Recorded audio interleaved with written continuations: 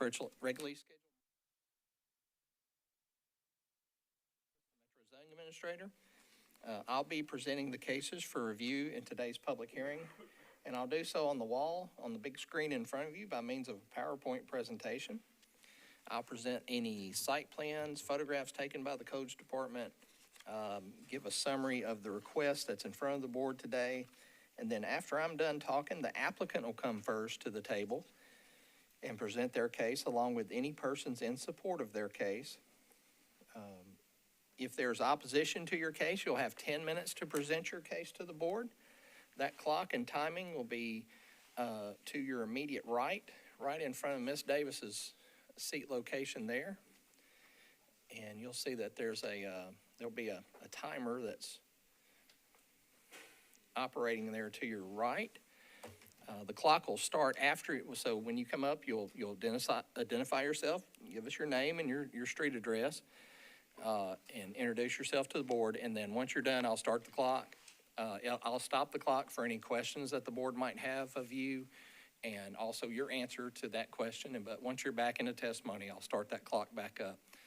Applicants, if you've got opposition present, you're going to have 10 minutes in total to present your case to the board. That includes a period of rebuttal. You will get a chance to come back up to speak to the board to explain or to talk about anything that the opposition raises about your case. So process, just recapping, I'll go first. I'll set up the case for the board, and then the applicant will come first along with persons in support of their case. And then after the applicant comes and speaks, the opposition will come up and speak. The opposition, you'll have 10 minutes to present your case. That's 10 minutes in total, not per speaker. Again, that's true of the applicant too. So your 10 minutes is an aggregate total of the amount of time you're allowed to speak. After the opposition has spoke, the applicant will come back up and have a period of rebuttal. So that's the process. We do have a case on our agenda today, which is an item A appeal. That's an appeal of an administrative ruling by the zoning administrator. That case structure is a little bit different. The process for that will be, I will do a very brief introduction on what's before the board. I'll then turn over the time to the appellant who's filed the appeal, appealing my determination. They'll go first. They'll have 10 minutes to present their case, some of which they will want to save for rebuttal. In the opposition frame will be myself. I'll come as opposition and explain my position to the board. I'll have 10 minutes to present. I will not get a rebuttal. And then in the third group will be folks that support the zoning administrator. They'll get 5 minutes to present a case to the board. So we get 10 in the middle, and then 5 at the very end. And then in that appeals, just like the first case, is the applicant who filed the appeal will have a chance to rebut everyone's testimony in between their first time speaking and their last time. All the cases before you today that are on our agenda will be heard, with the exceptions that I'll note here in just a moment. The board will discuss and vote on the case. We have 4 members present today. You need all 4 votes to grant your application. If you fail to get 4 votes today, your case will stay on our agenda for the next 30 days. We will have a meeting within 30 days. That'll be March 19th is our next meeting. At the March 19th meeting, the 2 members who are not present can, in the meantime, watch today's proceedings that are being video recorded. They can watch the tape and become eligible to participate on the 19th and vote. And then once they vote, perhaps there's 4 votes in favor of your case. If there's still not 4 votes in favor of your case after your case is called on March 19th, your case is deemed denied by operation of law. Okay, I've got some preliminary announcements first. Madam Chair, let's see, we've got my first preliminary announcement is on page 3 of our agenda. It's at the top of page 3. It's case 2026-20. Mr. Mike Robbins, regarding the property at 1927 Kimbark Drive. The applicant has withdrawn his case. So if you are here for case 20, that case has been withdrawn. The next case that will not be heard today will be case 2026-22, the next on page 3. Jamie and Elizabeth Givens, the owners at 4510 Elkins Avenue. They've requested a postponement until the March 19th hearing. So that case will be postponed until March 19th at 1 p.m. in this room. And let's see, on page 4, case 2026-24, Jordan Miller, the appellant owner of the property at 2626 Foster Avenue, has requested a postponement until May 21st, 2026. The case will be postponed. That will be re-advertised at the appellant's expense due to the length of the postponement. And then finally, our last case on the agenda today, it's on the back of the agenda, page 6. Case 2026-33 has been postponed until March the 19th in this room at 1 p.m. And that case will be heard then. So if you're here for cases that I just called out, that's cases, just recapping, cases 20, 22,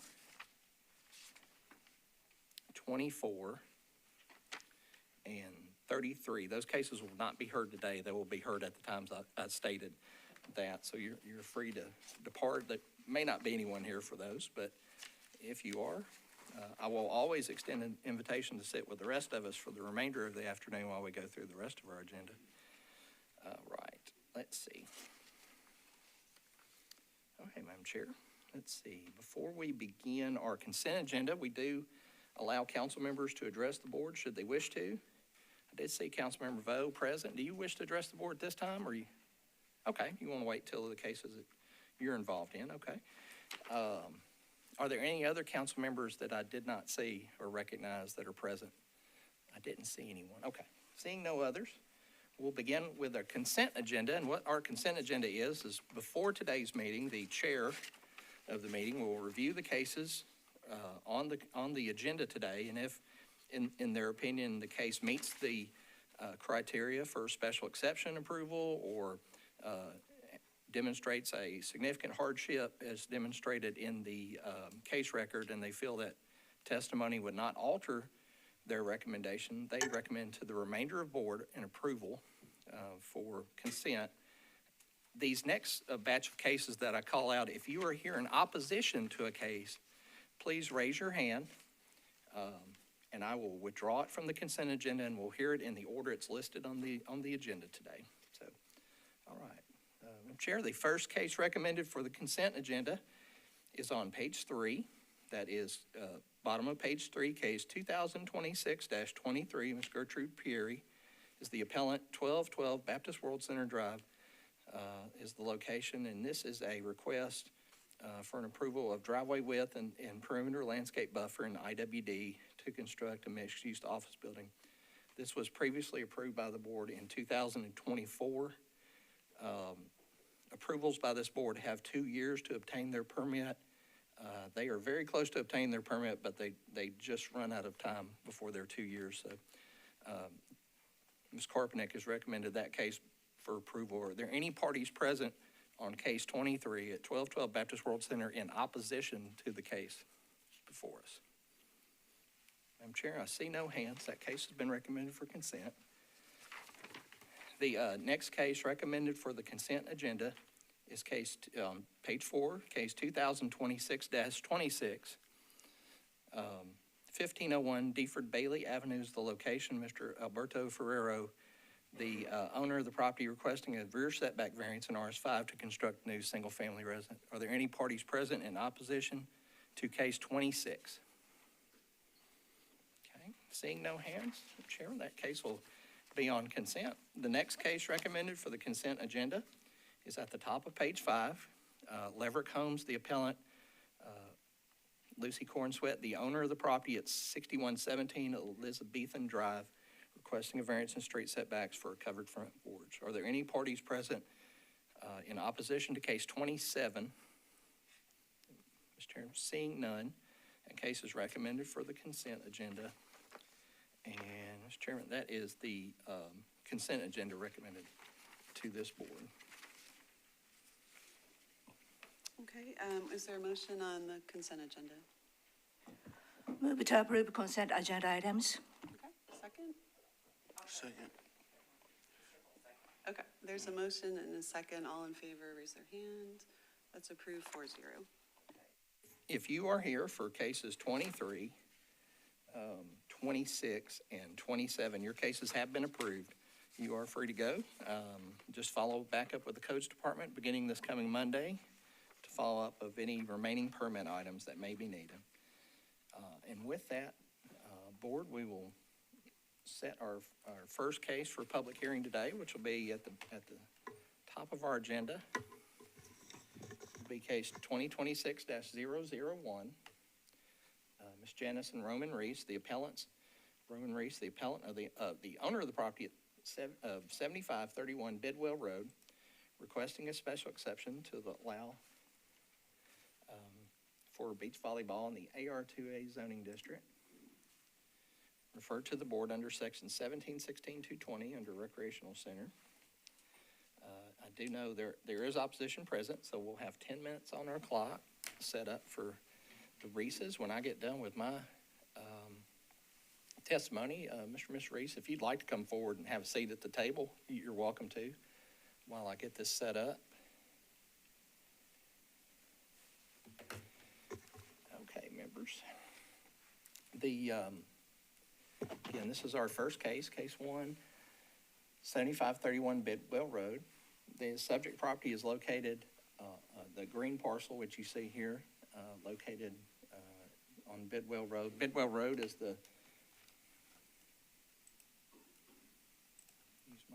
Bidwell Road is the road that you see kind of curving through here. This is a collector street on the major collector street plan. Bidwell Road is served by also a private drive that connects through the Reese's property and serves back, as you see, to the northwest. There. Our GIS maps do list that as Bidwell Road also, but the official street and alley map does not list that as a public street. So, this is an aerial photograph. So, kind of summing up here, our office received a property standards complaint about traffic and noise on this subject property back last summer. We sent an inspector out, and an inspector went out and verified that indeed there's a volleyball operation occurring here for beach volleyball. Wrote Mr. and Ms. Reese an abate notice telling them to come obtain a permit, meet with the zoning administrator, and find out what all needs to be done. In that kind of tangent, realized there was some permitting that needed to occur for a house that had been demolished and replaced. We worked through that in the fall into Christmas time, and then the Reeses came back once that house got final approval, came in to see us. Ms. Reese alleged at the time that she had received approval from the zoning office, Mr. West, Sonny West, back as early as 1995 or 96. I could find no records of that, but this aerial photograph seems to substantiate a little bit of her request in that you see a beach volleyball pit or court, or I'm not sure of the term, so forgive me. Did play football, but volleyball is not one of my sports.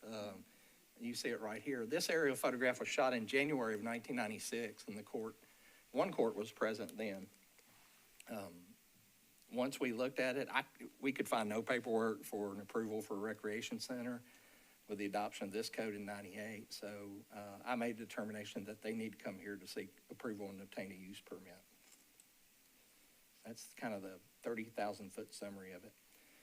This is a site plan submitted by the appellants. The home that we talked about that had permitting was located here.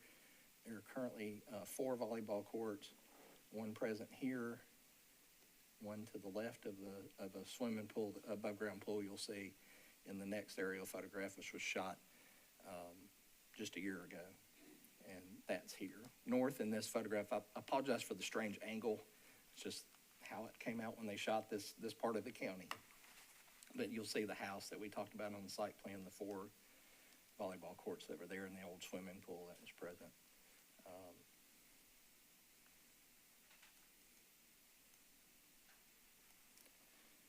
But that summarizes kind of what we know.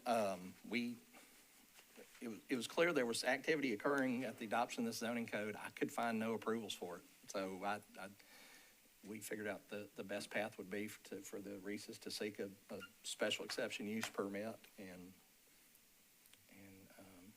get in compliance with having a permit. So that's why they're here before you. We do have opposition present. Again, each side, the RIS is the folks for the court. So you guys as applicants can speak, but if there are parties here who want to speak on your behalf to support it, they would come talk in this period at your time. And I'll start the clock after your introductions of yourselves, and you'll. Yes, ma'am. I will cue that up for you that you submitted. Yes, ma'am. Okay. Good afternoon. Sorry, can you give your address, please? Give your address, please. 7531 Big Well Road, Walton, Tennessee. Is that for both of you? Okay. We are honored to be in the Sonny West Conference Room because, as Joey said, I've been to Sonny multiple times. Our property was zoned recreation farming in the early 90s when we first started the vision of Nashville Beach. When I first met with Sonny, he had a volleyball trophy in his office and was a avid fan of volleyball, indoor mostly, but very interested in what we were developing on the beach side. I met with him again in around 2010 as we added additional courts, and we're doing a lot with the city. We helped renovate the Centennial Park court downtown with Metro, make sure it wasn't river sand where people were getting hurt, and donated our time and capabilities for how to develop that. We also helped create with the developer of One City the whole layout where they have the two courts. We built a court at the Rusty Nail. We also built the court at Austin Peay State University and at David Lipscomb. So we've been a big influence. But we are here today to respectfully request approval to continue operating Nashville Beach as we have done for the past 35 years since our original meeting with Sonny West. We're a private owner-operated recreational beach volleyball facility serving youth and adults across Nashville and the Southeast. We provide tournaments and competitive capabilities approximately 65 days per year on the weekends and an occasional Friday event for juniors or club teams from local high schools in the summer. Our journey began in the early 90s when we first envisioned and built Nashville Beach. As I said, we met with Sonny West. He really wanted to support us and was very supportive from the very beginning, but I do understand he wasn't great on the paperwork side. So we don't mind coming back for around 2010, as our community engagement continued to grow, we met again with Metro, this time alongside our neighbor, Pat O'Rourke, who sold his house to Paula Rope, who's here as an opposition, I think right around 2016. Pat made sure, along with his wife, Sheila Warren, to come by and bring Paula before she purchased her house to understand what we were doing and how we sought to work both collaboratively and transparently, both with Metro and our neighbors. We also own the right-of-way from the mailbox to the gravel driveway. We have provided easement for all of our neighbors to access that road. We also maintain that road ourselves. Every spring, we lay new gravel. Throughout the summer, we perform regular driveway maintenance, and in the winter, we remove the ice and snow, which my husband recently did in the recent storm we have. We have consistently taken responsibility for the infrastructure that supports our operations, and we've also been very conscientious about not expanding. We do men's and women's doubles, which is 2 players on a court. So we have a limited amount of people there at any one point in time. And we're very focused on more of a community effort. We also provide food so people don't have to come and go. They come early in the morning and then they leave kind of staggered in the afternoon based on how they play and whether they're winning or losing. Over the past 3.5 decades, Nashville Beach has grown into much more than a set of volleyball courts. We've worked closely with leaders across the city, including Ron Samuels, who wrote a letter, I think, and was submitted on both our efforts with Sonny West in the early days and then all the work we did with the various mayors in the city over the years. Beach volleyball is an NCAA sport. It started that around 2010. We have been very active in that area of growing beach volleyball for colleges and universities and girls and boys. We have girls that are playing at Pepperdine and Austin Peay and a variety of different colleges across the country. We have a fabulous young man that is actually at USC. He's a co-captain right now, and he's doing wonderful. And it's because of the varied competition that we've been able to bring together and that we have adults and kids that play together. We also support Tennessee Boys Volleyball. It's junior clubs right now that are working throughout the Southeast, trying to get both indoor volleyball and beach volleyball in the schools for boys. We have a 36-year partnership with the AVP, the Association of Volleyball Professionals. That's how we operate. That's where we get our insurance. That's how we work with players. We are not open to the public. We are only open to people that are AVP members and are able to compete and want to work and play beach volleyball. Our facility has never been a commercial entertainment venue. It has always been a carefully stewarded, natural, sustainable recreation space. My husband is very big on sustainability, so we had a house fire in 2008, had to rebuild, and our house is a metal barn associated with a solar hot water heater on the roof. We have intentionally preserved the rural character of our property, and our players can attribute to the fact that they don't want to see it be a commercial venue. It's never been our vision. It's never been our intent. The courts are surrounded by trees. We manage drainage and erosion carefully. We limit activity to only structured programming, and we do not operate as a public park. We operate as a private property dedicated to organized sport and community play. For 35 years, our neighbors and ourselves have lived in that environment. We've brought structured, healthy recreation for kids and adults. We've created a safe place for competition, mentorship, and community. We've had families grow up here. We've had young athletes earn scholarships, and we have lifelong friendships that have formed in the sand. We are not seeking expansion beyond what we have responsibly operated for decades. We are simply asking to continue the mission we began in the early 1990s to provide a sustainable, well-maintained, owner-operated recreational space that serves Nashville youth and adult community. We respectfully ask the board to allow Nashville Beach to continue operating as it has for 35 years. And the only reason we had a complaint at one point was because there was a social media post that my husband posted at the end of the season about potentially selling the property. And I think that brought some fear and uncertainty to the neighbors. That's been almost 2.5 years ago. We haven't changed anything that we've done over the years or in the past. And if you understand how much work it is to till the courts and maintain the drainage and all the things that you have to do, there was an end of season, just to put it out there, that kind of caused some discussion. Yes, I'd just like to add, as she mentioned, all the kids.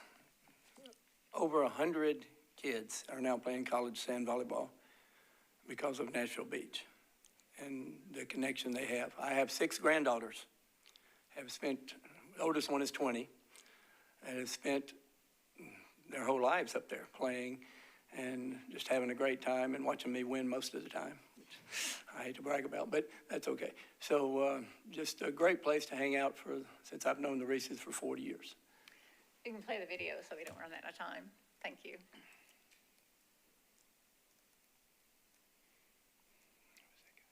Everybody here, this is where it started. Sand volleyball in Tennessee, right here. This is it.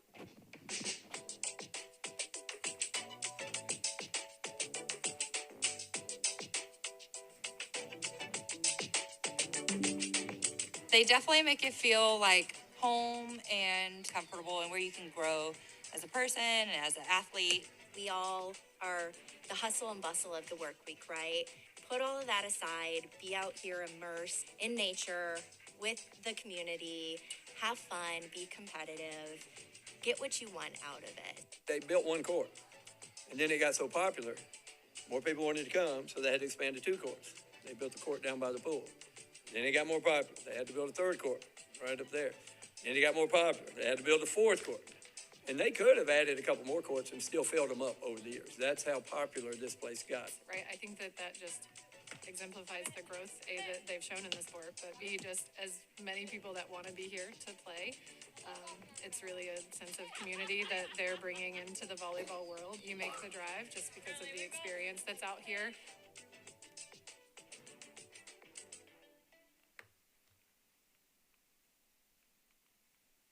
Go ahead, Keith.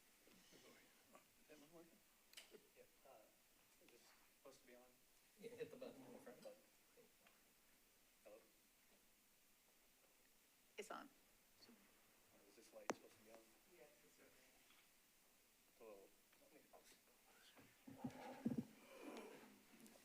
I'm Keith Ryle, 1111 Sam Johnson Road, Columbia, Tennessee. I just wanted to say that when I moved here from Florida 10 years ago, Nashville Beach was basically how I met everybody that I know here. It's community.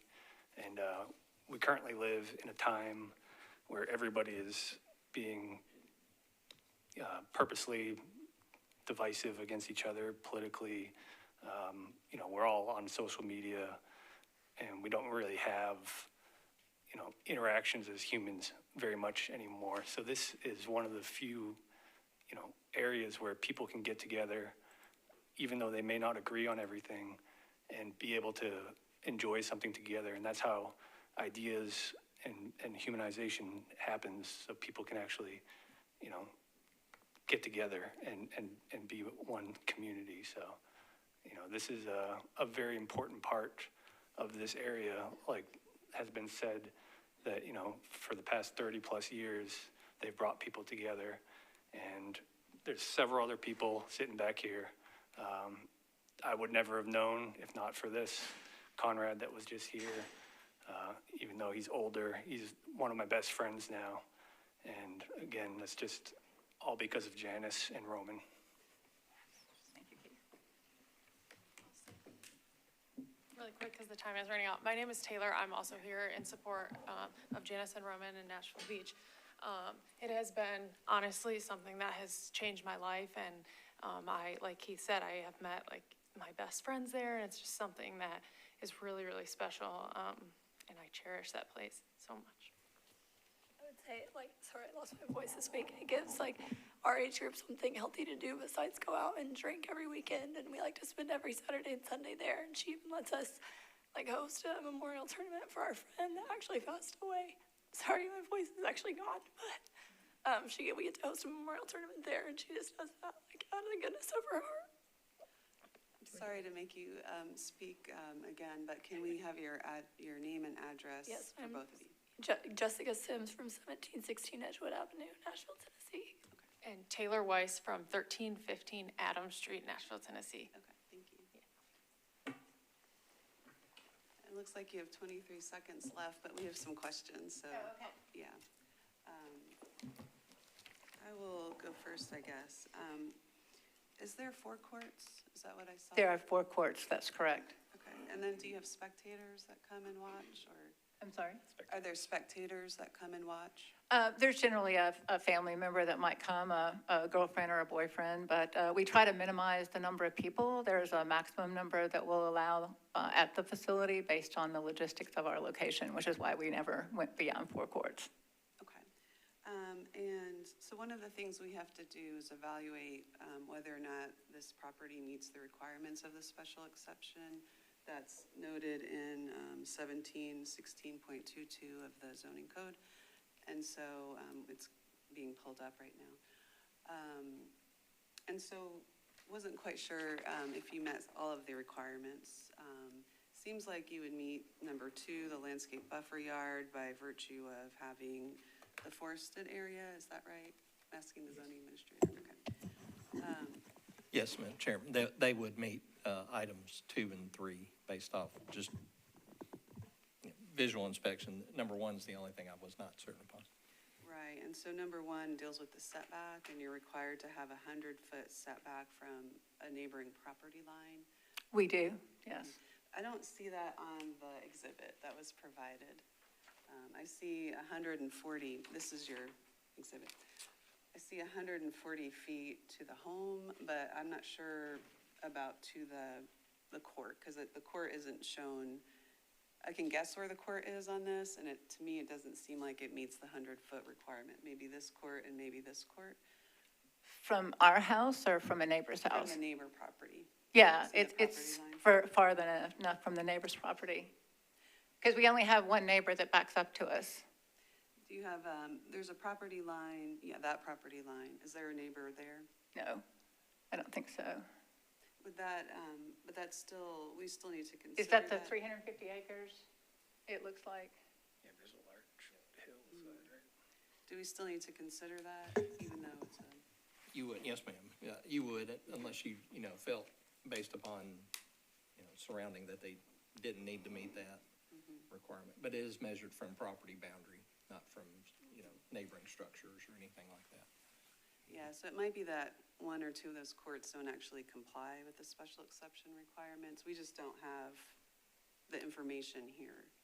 Yeah, I don't think that there's any court that would not comply, because the one court's in front of the house, the other court's on the back side of the pool, and the back property we own behind it.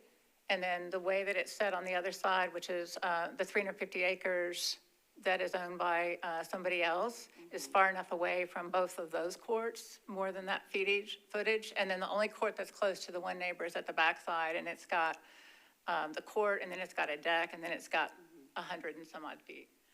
No, I see what you're saying, but I'm seeing a 140 foot to the house, and those courts seem to be closer to the property line than that 140 feet, and I can kind of measure with my eyes, and I don't think it meets the 100 foot. So we would need maybe something more definitive.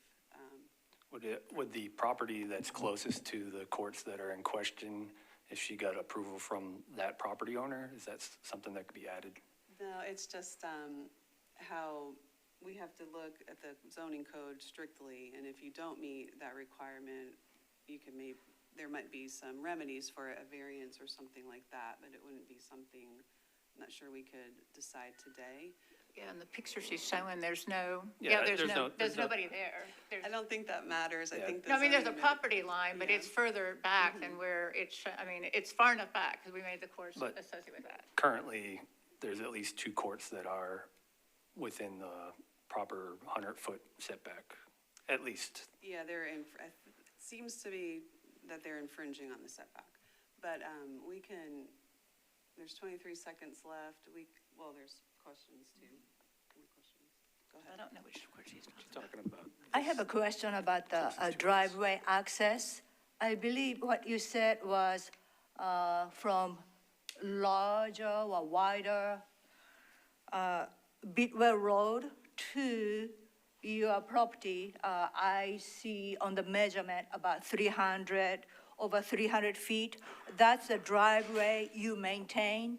That is correct. We own that property, and we provided easement of access to that property for all of our neighbors to access that road.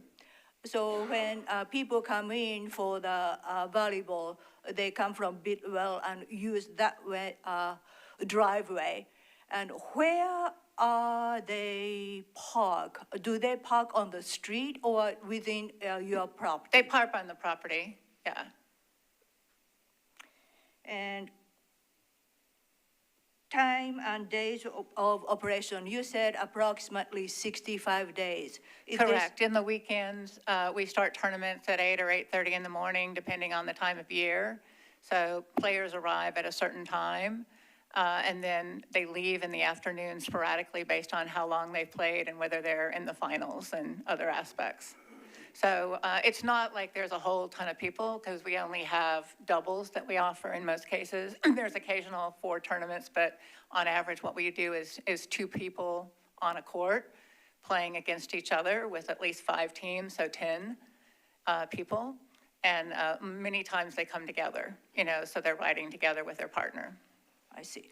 So it's just maximum car coming into your property on a certain day or time. What's the measurement? Is it enough to not cause any traffic backup or? We've never had any traffic backup over the 35 years we've been operating. We've only had, I think, one person that ran off the road, that just kind of was trying to make room for somebody else or whatever, but there's never been any problem with a maximum number of cars, because people arrive sporadically and they leave sporadically. So it's just like the rest of the neighbors that are back down that driveway. You kind of pay attention when you're going to see if somebody else is coming from the other side of the area. Just to further clarify, for the parking on the map here, you're talking about in the green area. Right around there is where most of the parking is. And when we're up playing, her property is up on not a mountain, but a hill, so you can't see anything from the road or any of the neighboring properties. And they've posted signs on the road that say 5 miles an hour, please stay slow to keep dust down for neighbors, and we all adhere to that. Thank you. I saw there was a community meeting. on February 16th, is that right? There was a community meeting I set up for February 16th. Unfortunately, my neighbors did not want to show up. Okay, but you sent the letters I did out. send the letter to all of the neighbors, yes. Okay. And I texted and called the neighbors that had opposition because we've known them since they arrived. I mean, we've been neighbors for one neighbor for about 10 years. Then she purchased a house from our previous neighbors. And then we've known the other two neighbors since we've moved there and purchased the property together in the early 90s. Okay. Are there any other questions?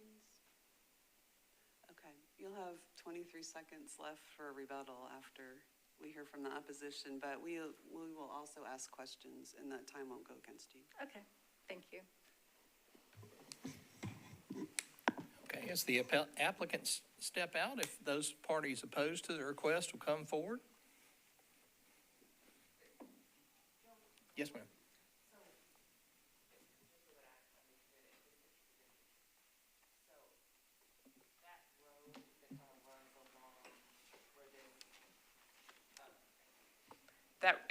Yes, where your cursor is, if you keep going up, like towards that, well, go back to your other page, I'm sorry. Yes, sort of like to the north where that driveway kind of goes along where that volleyball court is, that I think that's the one that our chair was wondering about, is close to the property line. Is that the one you were talking about? Like, who owns, it looks like it looks like woods. Does anybody own that? Who owns that lot on the other side of it? This is that parcel that Ms. Reese was talking about. So to give you here a little zoom in. So you see I can't do the pointer and zoom in both. That Okay. little driveway we were just looking at, so their parking area sits in this general area here. Okay, That driveway of theirs goes up to serve that site. That property boundary to the south, this is that 350 acre tract okay. to the south. And I'll get you a name of the owner. Thank you so much. Yeah. That was my only question. Yeah, the driveway that Ms. Reeves was talking about serves their house, goes out through the woods, back up and attaches to the public street here. Okay, And they share a private access easement that goes back to the northwest. but is that picture still current? Like, that's all like woods Yes. and vacant? Okay, I Yes. just wanted to make Yeah, sure. This photograph was shot just about a month and a half ago. Okay. So it's fairly recent. Thank you. Okay. With that, I'll turn it over to the opposition. If you would, please, whoever would like to speak, just start first and name and address, and then give your testimony to the board. Good afternoon. I made notes. My name is Brandon Cox. I live at 7555 Bidwell Road, the last property on the shared driveway serving 7531 Bidwell Road. Excuse me. I submitted written comments in advance, so I won't repeat everything here. I just want to emphasize a few key points. First, I'm not here to oppose the current operators personally, and I'm not trying to prevent them from continuing what they're doing today. They have historically, as they mentioned, taken on much of the maintenance responsibility for the section of the driveway on their property from their entry to the road, and that is much appreciated. My concern is about the long-term implications of granting a recreation center designation that runs with the land. This single-lane gravel driveway serves 7 properties and was designed for low-intensity residential use. I would also note that the site plan in the application appears to label this access as Bidwell Road.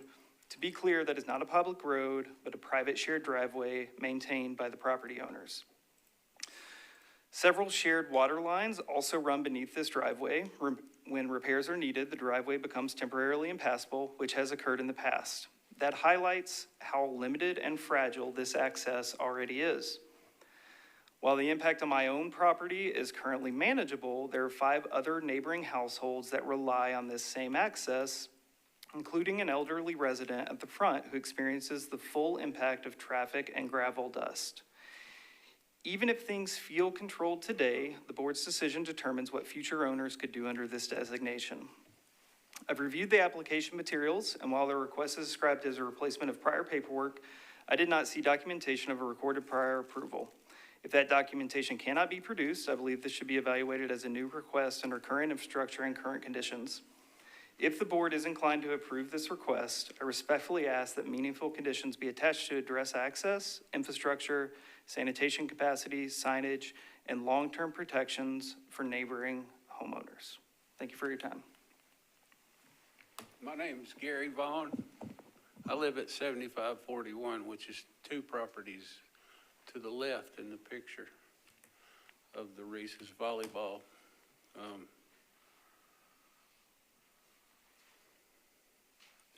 I have some concerns. I don't have anything against the work they've done with the volleyball and the young people. My concern is the location, and that volleyball venue and business has gotten too big, and it is on a residential lot, and I'm concerned about that. Probably 8 months out of the year, almost every weekend, there are 30 to 50 cars that come down that driveway to the volleyball venue. And with sometimes 3 and 4 people in those cars. And I'm not saying every car has 4, but there are often more than 1 person per car. And 30 cars times 3 people is close to 100 people. And there's music, a lot of noise, not to mention dust on our little 1-lane gravel road. And the lady, Helen Fitzgerald, that lives in the corner at the upper part of the green, that little notch there, that's her house. And she has to endure all of the cars and the dust and the problems that causes. There are, from time to time, confusion on who has the right of way on that 1-lane road when people are coming in and people are going out. And sometimes there's a standoff there of who's going to get the right of way. It causes people to back up, and sometimes into Bidwell Road, and that's a sharp curve there on Bidwell Road, and it's dangerous to back out onto that road right there. My other concerns are, and I hope that you guys got the letter from Helen Fitzgerald, and we've made a little opposition petition, and we have 12 names on it, and we, I think, have entered that into record here. So if you need to look at them, here they are, but I'm hoping they're in the record. There's also an issue of there's some tree fort-like houses there.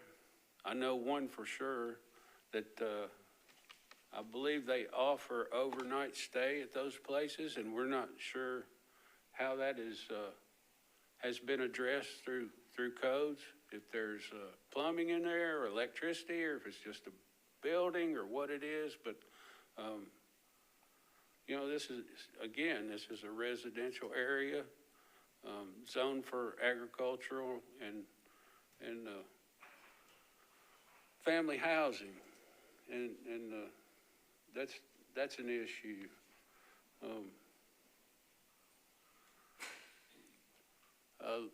A year and a half ago, we found on Facebook, Roman Reese had it posted for sale.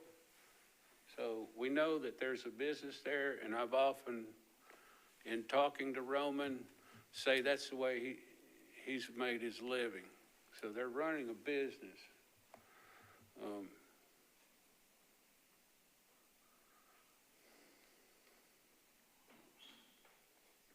The possibility of selling that property with a residential variant, a recreational variance, opens possibilities to other things that could be,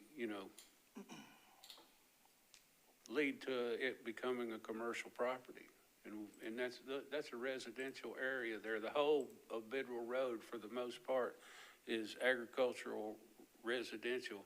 And all of the 7 properties on that private driveway are zoned AR2A.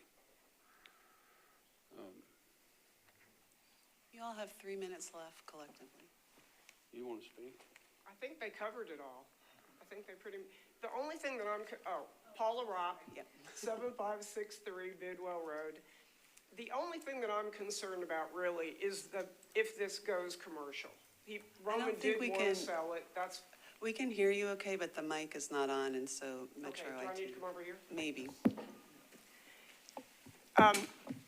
My main concern is that this goes commercial, because we just don't have the infrastructure for it. It's not what everyone who lives off of this easement is about. We went out there so that we could live out in the country, and that is concerning. Roman did put it on Facebook that he wanted to sell it, and it's 10 acres. It's a big piece of property, and that has worried all of us, all of the people off of the easement. And I think that's pretty much all I need to say about that. Thank you. So I just had a quick question. You all have mentioned meaningful conditions. We've heard some in the past, and our legal counsel, and Mr. Hargis will have to correct me, but I know in the past we might have limited the special exception to to address the concern that you guys are talking about, that they get the special exception and then it runs with the land. If there's a way to carve it out so that it didn't run with the land and it sort of has to stay with this owner and this current profile, would that be something that is more, I know that you guys are generally against it, but is that a condition that seems reasonable? I'm not sure, I'm sorry, I'm not sure I understand what the question is. So all of you have seemed to talk about what you're concerned about is this going through and then there's a sale and then it kind of grows and becomes bigger. And so what I was asking is if there were conditions put in place to sort of limit it to what it currently is, and then it only works with, the special exception only runs with this owner, it doesn't run with the land. So that means if somebody else bought it, they would have, if they wanted to do something, they would have to go through another process. Yes, that would be wonderful. Okay, that's what I was asking. Is that more reasonable? We've been very tolerant as neighbors of the volleyball games that have been going on for years. And the past several years, it has gotten much bigger. So now, it's too big, in my opinion. Okay. And that, I think they need to find another place to continue on and grow. You know, they're in a residential area, and it's just gotten too big for them. Okay, thank you. Yeah, I would say broadly speaking, yes. The answer to that question would be yes. Broadly speaking, I would say yes, but I do agree. It's big and it impacts the neighbors up front more than it impacts us. But yeah, from a legal perspective, if there were a way to ensure it was limited to the current owners and not able to be passed down or, granted to future owners or designations or anything like that, that would be at least something, seems like a healthy compromise. Thank you. Mm-hmm. And also, Janice Reese had, in support, a provost commercialization, something technology guy, and he said, every weekend we have 1 or 2 teams. I go nearly every weekend to recharge.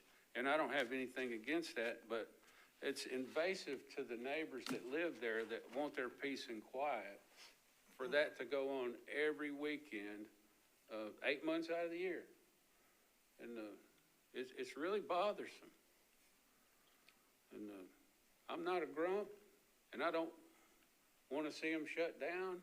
I just want them to move somewhere else, to carry on. I'd like to see the crowd not in a residential area, that's all I have to say. This is my father, Jim. His property is immediately next to that What's the actual address? Very often the noise is Tell them your name and your address. Jim Vaughn, 7535 Bidwell. Very often the noise on weekends is very loud. It's I'm not going to try to cover the same things the other people did, but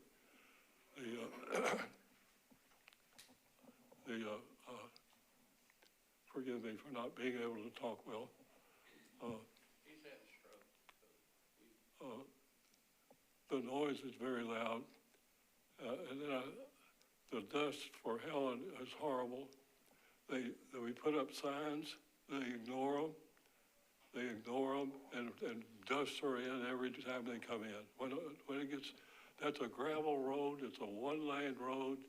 It's dusty. When not many people drive on it, it just fogs her constantly all day long. The other thing that I don't think anybody else has said anything about is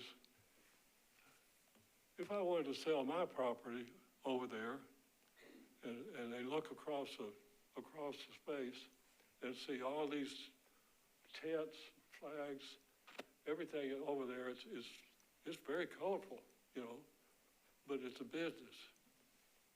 And if I were interested in buying a property like mine, I'd say, just golly, what you got over there? You got a big business. I don't want this place. What else can I say? Thank you for your time. Yeah, thank y'all so much. Thank you. Thank you.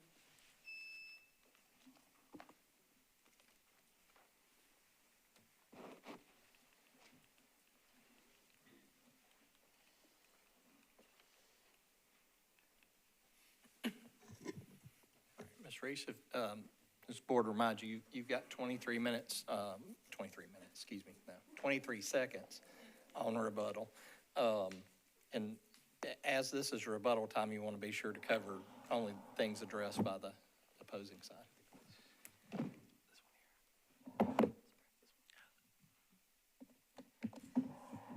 I just want to illustrate that we have been operating for 35 years, and there was only been one complaint up until this time associated with the social media post that they mentioned about Roman selling, which I can understand because I got calls from players and everybody else concerned that we were going to change the trajectory of what we offer. We actually have not grown in the last year. It was actually a smaller season than we had had the year before. You're out of time, I'm sorry. But we can ask some questions. I have a question about the people who come to your property and play volleyball. What kind of system are you charging, or membership, or how does the game operate? Yeah, that runs all through the AVP. We have a website called Volleyball Life, which is the payment platform for the AVP. They have to be an AVP member in order to play because that provides them player insurance and support. And that Volleyball Live platform is where they register, where we organize the competition. I can show you the actual links from last year, and you'll see some tournaments we had 10 teams, some tournaments we might have had 12, but we didn't have a huge turnout, except for maybe a couple weekends that were more unusual than not. Thank you.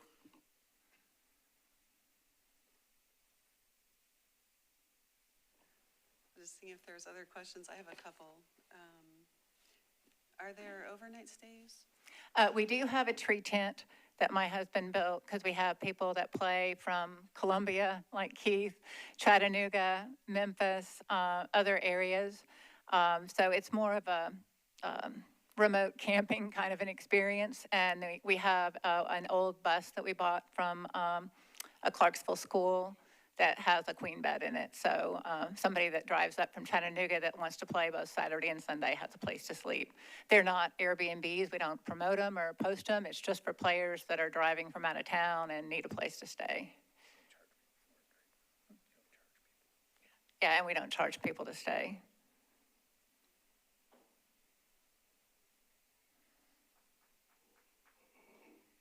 Are there any other questions?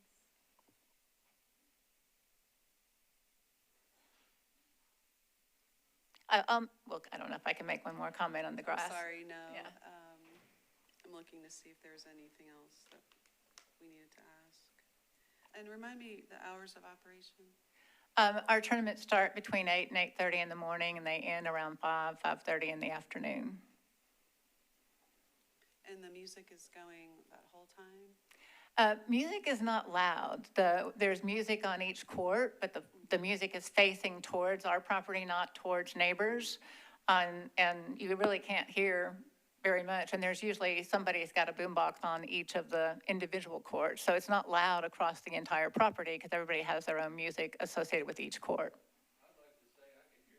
Yeah, I was gonna, I'm sorry, you can't speak. There was testimony that it was loud from your neighbors, so.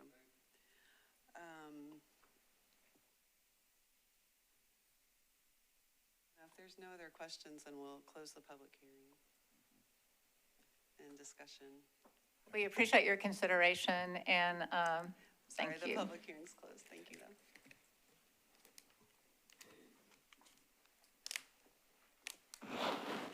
Well, this is, I guess, starting off with the question that one of the things we absolutely have to look at is the setback, and I don't see, it seems like they're pretty close to that property line. If, even looking at this, the house is 140 feet away. Two of those courts get pretty close to the property line, so without having anything definitive on that, I'm not sure we can actually approve it today. I agree. I think it would be prudent to go condition by condition because this is a special exception case. So it's on to applicant to prove us they meet every single condition. So yes, I would love to see the distance from the court to the adjacent neighboring property because it has to have a certain distance. And also I would love to see the width of the driveway from Collector Street, big Bidwell Road to the property, because if they do have more than reasonable residential traffic, it should have certain width, so it is will not inconvenience other neighbors. So I would love to see that more in detail as well. Sorry. Any other comments, discussion? I do think there are a lot of the neighbors brought up some great points and had some conditions that might be reasonable to put in approval in the future if we do approve it, if it is able to be approved. And I would suggest that the opposition maybe write down their conditions so we can understand it a little better and talk with the property owner and see if they can come to some resolution on some of those matters before coming back here. So I think we need to defer this case for an appropriate amount of time, let's say the next meeting, which is a month from now. And if they can't provide the information, by that time it can be deferred again by the zoning staff. So I'm going to make a motion to defer this one meeting. I second. Okay, there's a motion. And also too, when they come back, I would just it would help to have some context about the driveway and the dust, because I think there's probably a path to approval, but I also think that the neighbors brought up some good points. And so to the extent that this cannot negatively impact, a special exception isn't supposed to negatively, we always look at that too. And so to the extent you can bring some of that, that would help us too. And then to the extent we can make conditions to curtail the negative impacts. And then for our legal counsel for the next time, will you double check? I think we've done it in the past, but if it's even possible to limit this to just this owner and not let it run with the land, because I know that's a concern that they brought up. So yes, I second your deferral, and I just wanted to give that information out to the people who are involved in this case, because it would help us resolve it the next time. Because I do know that, they live further out in the county, and we appreciate you all coming in and sharing all of that today, so. Mr. Chairman, before y'all vote, can I recap what you're asking of the appellants to provide you next time? Information regarding the driveway, its width from Bidwell to their property line, how to mitigate dust along that portion, need additional information regarding the setbacks from the neighboring property line to the courts, the two courts that were questioned at the beginning, and for opposition to write down conditions and discuss with appellants possible conditions, and obviously the Metro Legal would look on the appellant only. Okay, I just want to make sure I had that correct. Both for paperwork purposes for me, but also so the Reeses and the parties here know kind of what you guys were looking for 319. Okay. That sounds right. So there was a motion, a second. Was there any more discussion? All in favor, raise their hand. So motion to defer is approved, 4-0. Okay, so that case has been deferred until March 19th. It'll be in this room at 1 p.m. And you've heard the restatement of what the board is looking for from the parties next time. Okay. All right. Mr. Chair, our next case will be case 2026-007. Yes, I'm a James Bond. I know. What? No, Daniel Craig is.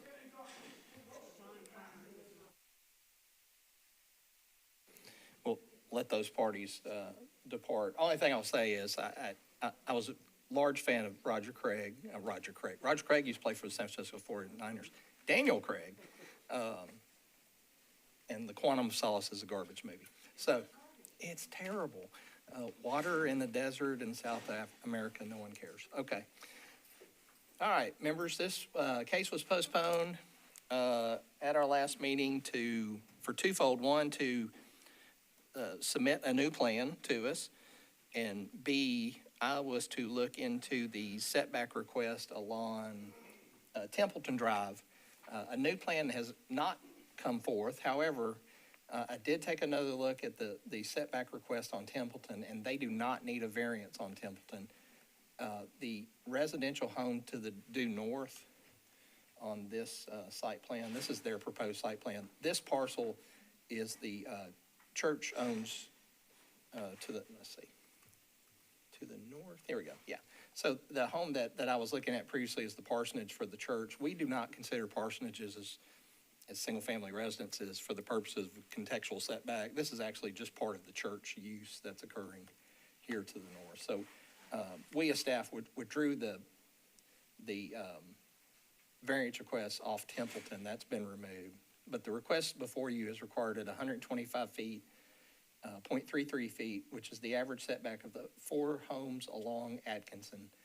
And the original home sat, I think, at 59 feet. That was there, and this proposal is proposing 60-foot setback.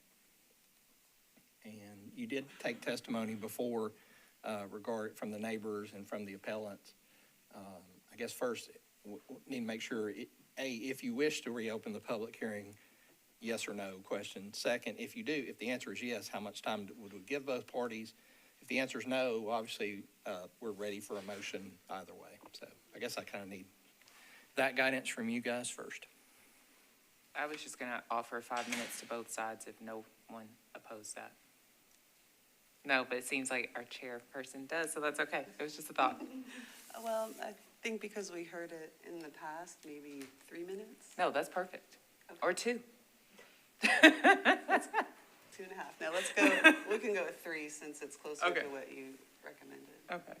Is that everyone, looks like everyone's in agreement? Okay, so we will do that. I make a motion that we give each side 3 minutes. Okay, I'll second. All in favor, raise their hands. We've got 4 in favor of that. Okay, we'll begin first with the appellant. So, Mr. Michael, you have 3 minutes, of which save some for rebuttal if you wish to have one. Thank you, board members, and thank you for your added consideration. John Michael, Thompson Burton Law Firm, 1801 West End Avenue. The request is different today in that we are no longer requesting any relief on the Templeton side or the east side setback, as was previously the case. The only request is for some partial relief from the contextual street setback requirement on the ADKISSON or front side of the property. The picture in front of you right now demonstrates the unique depth of the lots that are part of our contextual analysis. The context related to the corner lot, which as you can see is massively different, roughly 40% longer than our lot for the main four to our left in terms of the depth, thus creating a disproportionately misplaced footprint for the house if all the contextual street setback had been to apply. The request for us today is for relief from strict application of contextual on ADKISSON, not to eliminate all setbacks, not to go to the zoning code's chart with 40 feet as a setback, but to use some other analysis. I know the board needs to try to pin something logical to any potential proposal. The current house setback is approximately, as Joey said, 59 feet. The plat that was established on this in 1956, I think Ben told me, 1956 for the neighborhood had a 60-foot setback, recognizing that the corner lot with its shorter depth is different from the ones down the street, which had much deeper platted setbacks of 100 to 120 feet among them. In this case, it may be that the board says, I don't know, that 60 feet is too close for my preference, given that the contextual street setback does govern. And yes, I agree, there is a hardship with the massively more shallow lot and the unique application with corner lot, and therefore, maybe some middle ground of not 120 or 110, whatever the contextual is here, not 60, but maybe split the difference in half, that being some sort of a logical way to quite literally split the difference in that instance. I would note that literally almost any relief from strict application of the contextual here will allow the project to go forward with a high-quality product from a builder who is local and lives in this neighborhood and is highly invested in building great products here and has worked hard to make that the case in this instance. When we talk about contextual setbacks, we're talking about a law that was created, as former Councilmember Johnson well remembers, to create some measure of similarity, some measure of sameness, not identical, but some measure of it in terms of the street setbacks. But in this case, when you start with a lot that is not similar to its comp lots to the immediate west, you don't have the same chance at sameness or similarity. Instead, by creating a similar, by proportion of square footage at least, building footprint, that actually creates something more contextually similar than if we strictly apply the street setback on this unique shallow corner lot. With that, we respectfully ask for your approval of some relief with our variance request. Thank you. Man, that's good.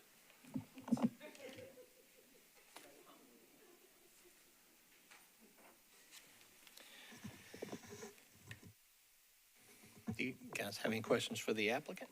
Oh, I'm sorry, no, I don't think we do. Okay, we'll hear from those parties opposed to the request. You'll have come forward.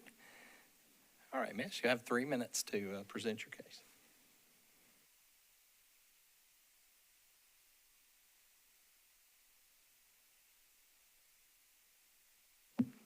Yeah.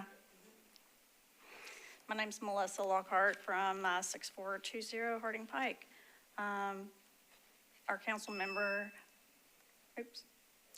member is not here today. He was available the last 2 meetings. He couldn't make it today, but he is in opposition to any zoning variance at this location. I'm here on behalf of myself and 24 immediate neighbors to this property.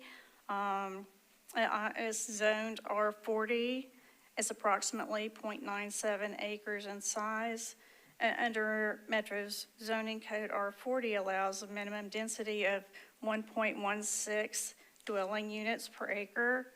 And when that density is applied to the 0.97 acre lot, it results in approximately 1.12 dwelling units. And that doesn't support the intensity beyond what is currently on the site.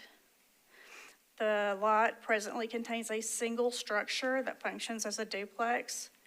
Regardless of how two-family use is interpreted within the district, the density limitation is a control standard for development scale and intensity. Granting relief that enables two separate principal structures would effectively exceed the density framework that governs the R40 zoning. Additionally, the board's guiding principle is minimum relief. The requested scale associated with multiple detached residential structures on a sub-1 acre R40 lot is not minimum relief necessary. It represents a significant increase in the development intensity compared to the established zoning pattern, the lot size, and the surrounding large lot residential context along ADKISSON Road. This is especially important in an R40 district, which is intended to preserve low-density, large lot residential character, allowing a massing and scale required for two separate principal structures on a 0.97 acre parcel would be inconsistent with the intent and would set a precedent that effectively undermines the density limits enabled in the zoning code. For these reasons, I respectfully ask the board to apply the density standard and the minimum relief test and deny any relief that would permit development at a scale greater than what the R40 zoning and lot size can reasonably support. Thank you. Okay, thank you. Are there any questions? I did want to ask a zoning question of our zoning administrator when he's free. For an R40 zone district, there's a maximum building coverage of, is it 25%? Yes, ma'am. Okay, and I guess that's been reviewed. Has Yes, that been? the 25% coverage is just structure itself over lot area, and they are not exceeding 25%. They're not exceeding that, so it's gone through that review already? Correct. Okay, thank you. Any other questions? Okay, thank you.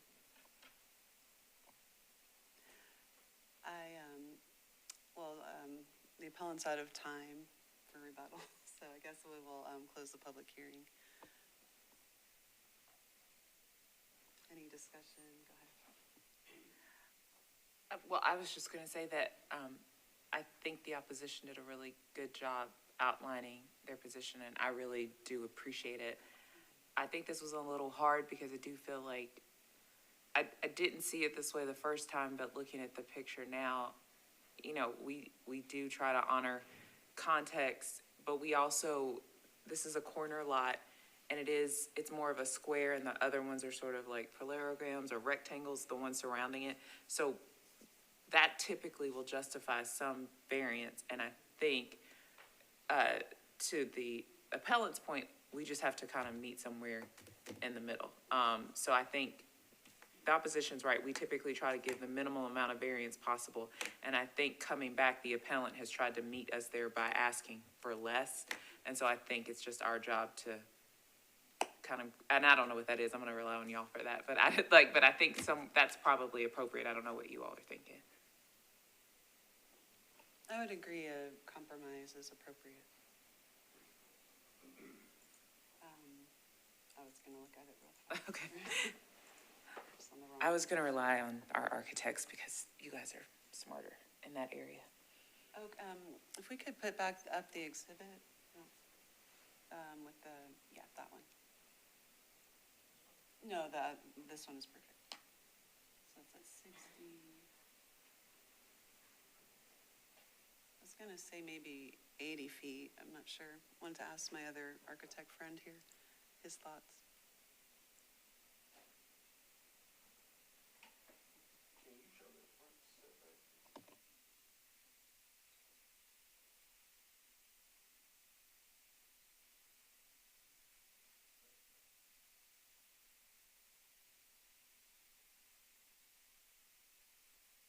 I have a question to architect, because there is 20-foot building, rear setback.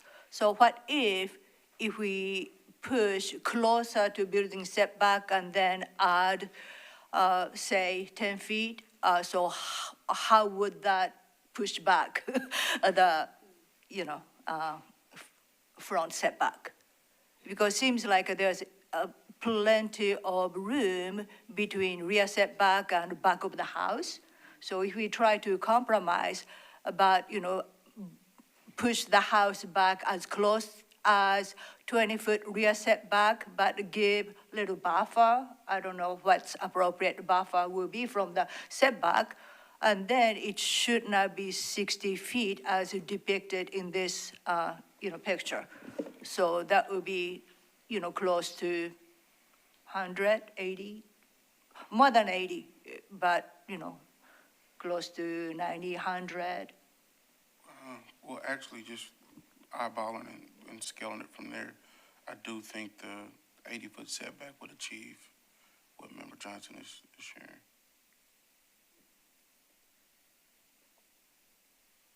Yeah, I could get with that. Okay. Is there any other discussion? I just want to state one thing, I do understand the neighboring point of view, but now Templeton side setback is a moot point. So just looking at the front setback on Atkinson side and strictly placing that setback will not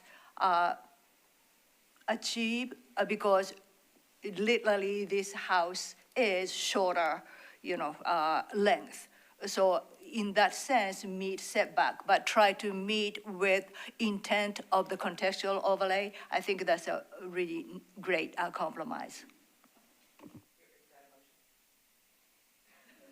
I can make the motion. I'll move that we approve a 80-foot setback, given the hardship of the size of the lot or shape of the lot in comparison to neighboring lots. And that it's a corner lot too. And it's a corner lot. A second. Okay, there's a motion and a second. Any further discussion? All in favor, raise their hand. So that is approved 4-0.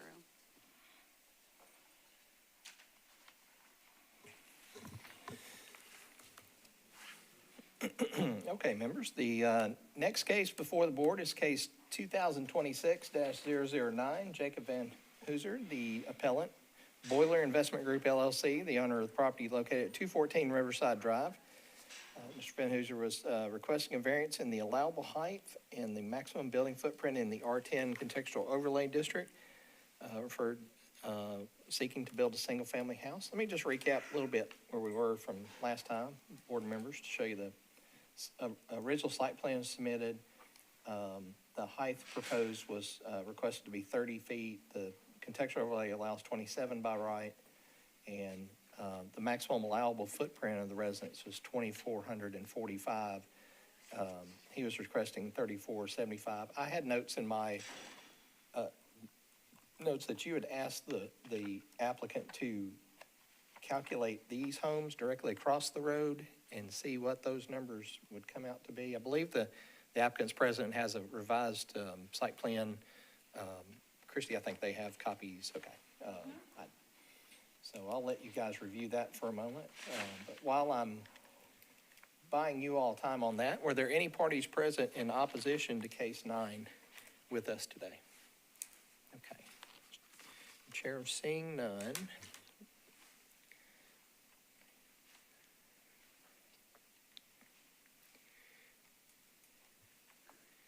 And I will, I'll just leave the clock unrunning if you have any questions for the applicant with his revised submittal.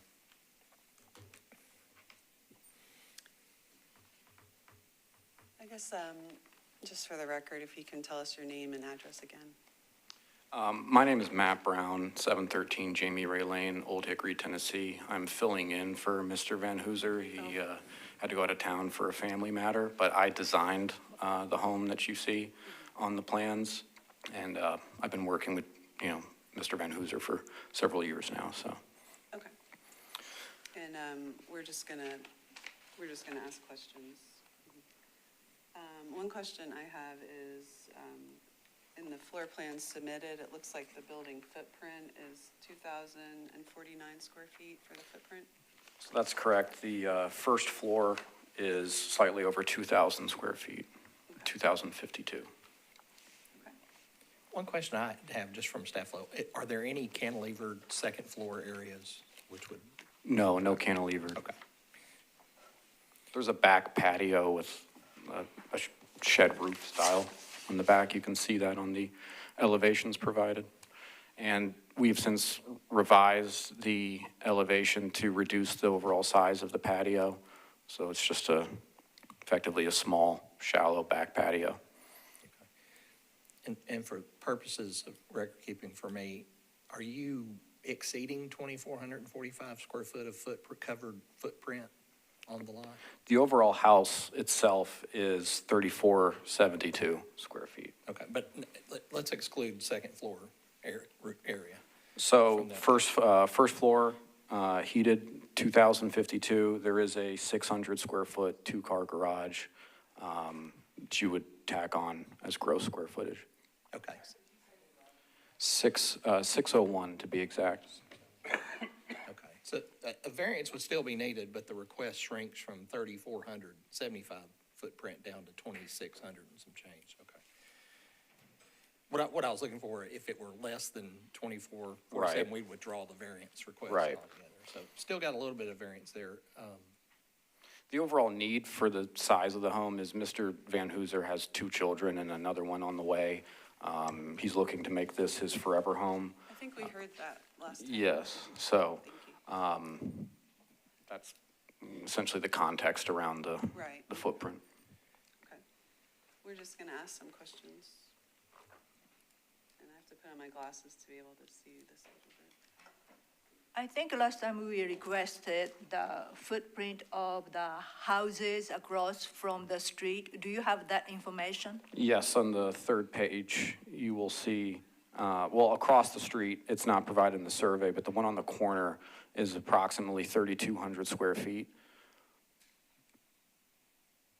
It's a larger home comparatively to the 2 neighboring houses, which I believe right now the home is being based off of the 2 that are neighboring him, which are smaller ranch styles, very low profile in terms of height. We have essentially a partial half second story, so we've done everything we can to reduce the overall size of the second floor while still maintaining the aesthetic appeal of the cottage style nature of the house. Thank you. So it's only this portion of the house that's 27 feet tall? That's correct. Okay. We've reduced the height since then as well. So no height variance would be needed. Okay. No height variance? Correct. 27 is permitted by right. Oh, okay, thanks. Okay. So then we're also looking at the 26. Okay, is there any further questions?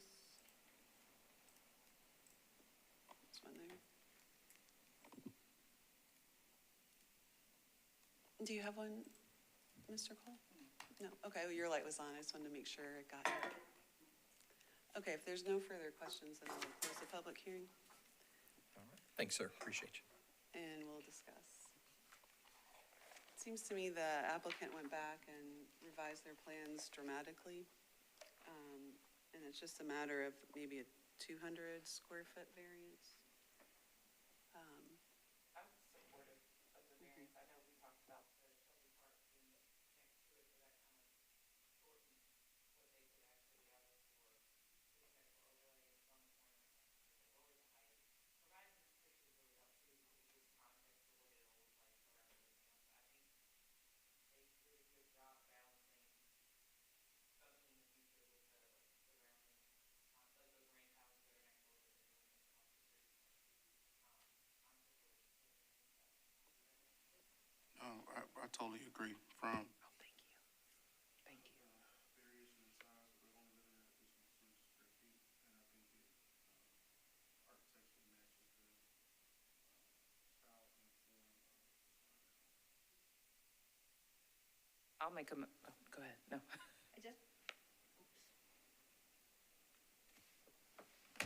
No, that one's out too.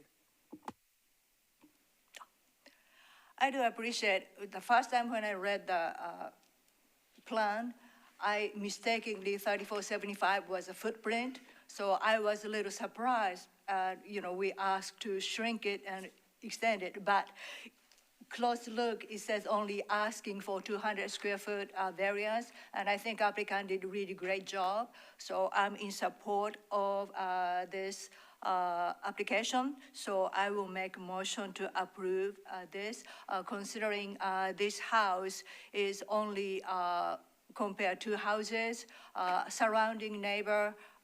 If you have larger context, the variance request is within intent of contextual overlay, and also this place being right next to the park, that will be further emphasis of that additional request. So with that, I make motion to approve. Is there a second? Second. Okay, there's a motion and a second. Any further discussion? You had one? All in favor, I was going. You're getting ahead. Okay, all in favor, raise their hand. That's approved 4-0. All right. Okay, moving right along. Next case 2026-19. This case was heard on 2-5 as Concrete Investment, the owner and appellant of the property at 1711 A&B River Drive, seeking a variance from the contextual street setbacks in R10 to construct 2 single-family residences. Is the applicant present with us today? Seeing none. And members, if you don't mind, can we postpone this till 3/19? We did attempt to reach the applicant, just did not get a hold of him before today's meeting. So not to give him a big denial, but they were going to provide some revised drawings to you guys. So. Okay, so do we need a motion on that? Yes, please. So I'll make a motion to defer. I'll second. Second, there's a motion and a second. Any discussion? All in favor, raise their hands. 4-0 to defer. Okay.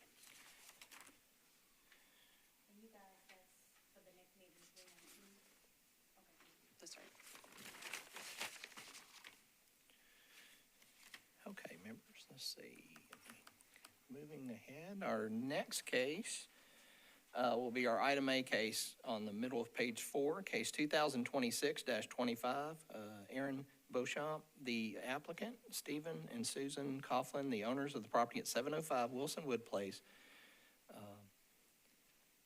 The applicant is requesting an item A appeal challenging the zoning administrator's denial of a daycare application due to the listed as property owner, but the operator not residing on the property in the R6 district. The applicant will be seeking approval at a later time for a home daycare referred to the board under section 1716-180A. Is the applicant present? Okay.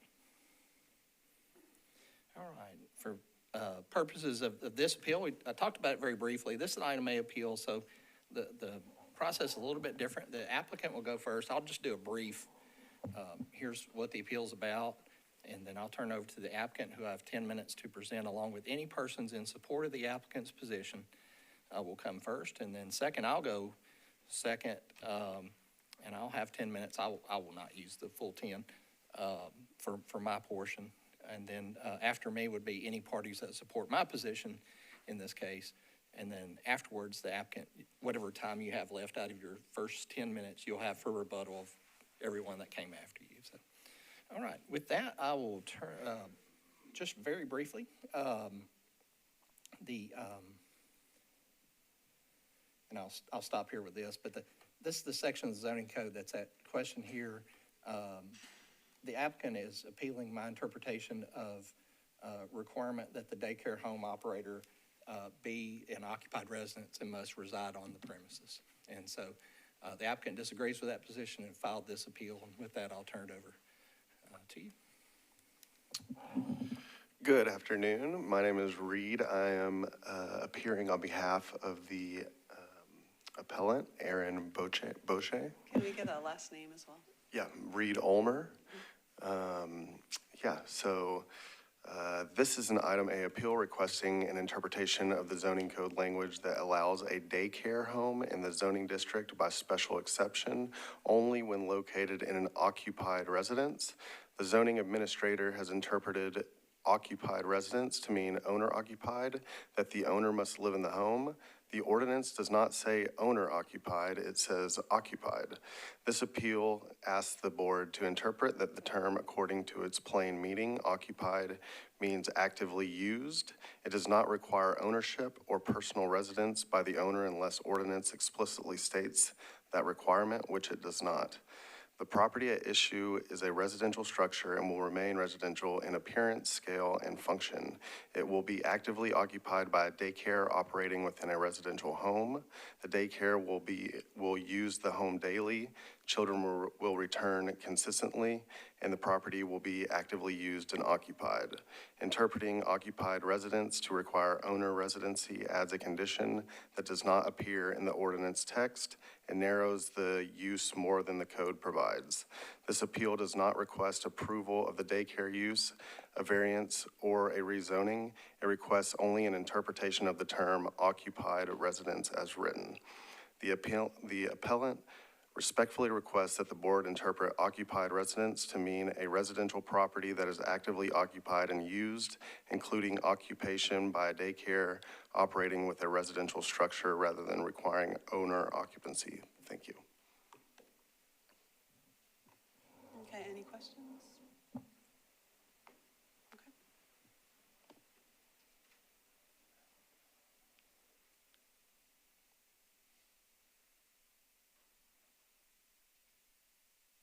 Can you turn your mic off? Thank you.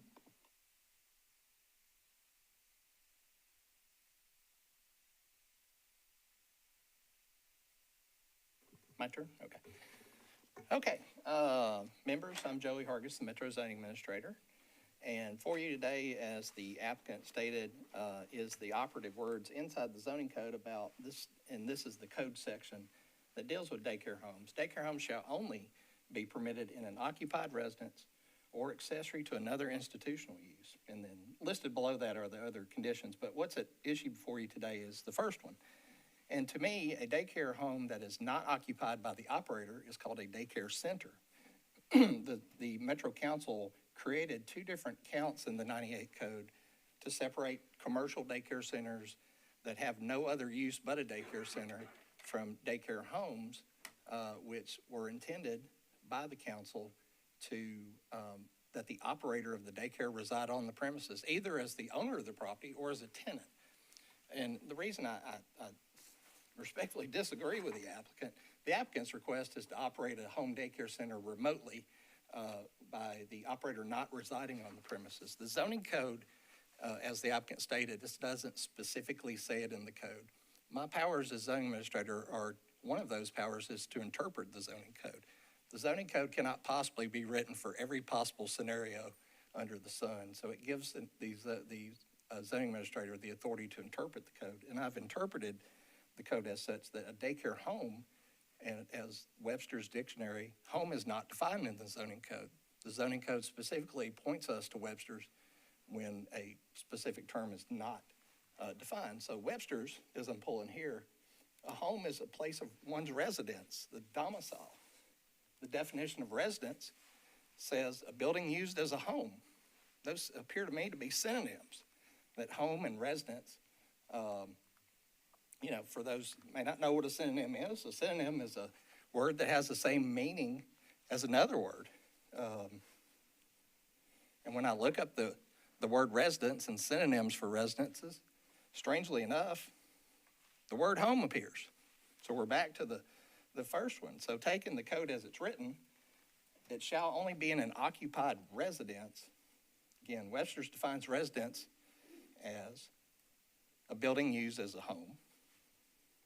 A home in this case is, here's residence, so synonym of residence is home. And we look at the definition of occupy by Webster's, and if you look at definition 4, it points out specifically on point that backs my position. This is to reside somewhere as an owner or tenant.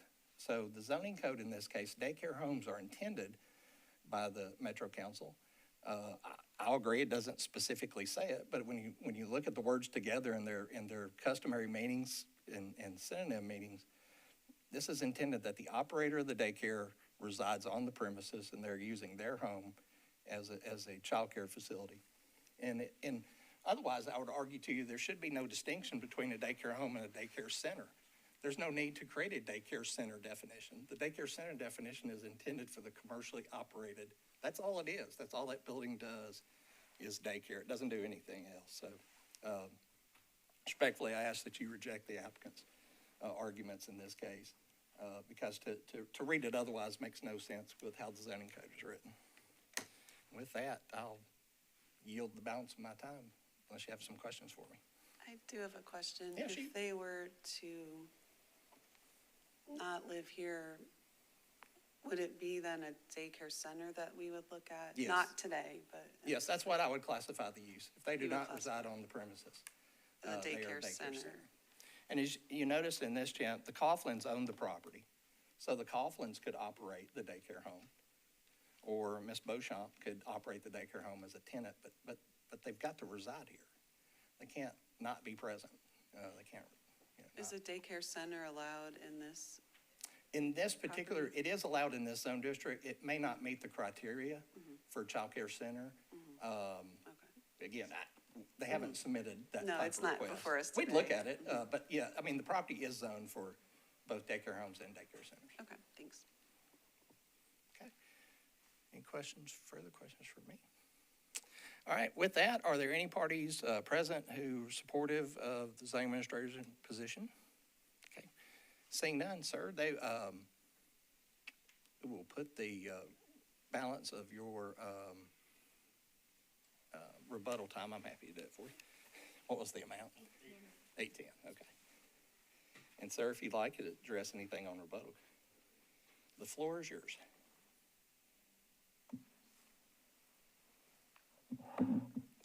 Okay. A group daycare home does not require owner occupancy per licensure standards. Just as a note, this is separate from zoning. It will be a home for the children who return daily. Reside and home don't use a definition of overnight dwelling anywhere. This will be be like a home to these kids.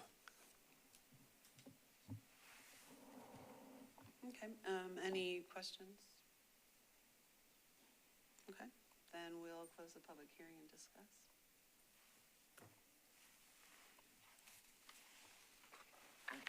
I would just note that historically, we've had people appear for a special exception for home daycare, and if they did not reside at the home in the physical location, we would normally deny it, and then there's been a few instances where that person then would become the tenant, like they would enter a rental agreement and then actually live in the home to qualify for this use. I understand the applicant's challenge, but I think this is a very specific use, and I think just applying the usual and normal language meaning of the words used, it means home is a domicile, which means that you have an intent to make that your residence, which means you live in the home, and so this isn't the appropriate use for what they're trying to do. That doesn't mean that there's not another use that might fit into this, but this is a very specific use that envisions that the person who's operating the daycare also lives in the home. So I'm not supportive of the special exception, just so that we're consistent with all of our prior cases and how we interpret the plain and usual meaning of the words. Just for clarification, I think it's an item A, not a special. It is, I'm sorry, thank you. I just meant that, therefore, based off of how we interpreted this as a special exception, the zoning administrator was correct, and I'm supportive of his interpretation. Thank you, legal counsel. Any other discussion? I feel like you said that very well. I will make a motion that we uphold the zoning administrator's interpretation. I'll second. There's a motion and a second. Further discussion. All in favor, raise their hand. 4-0, zoning administrators uphold. And if we could take a short 5-minute break. Okay, the board will stand in recess for 5 minutes. Thank you.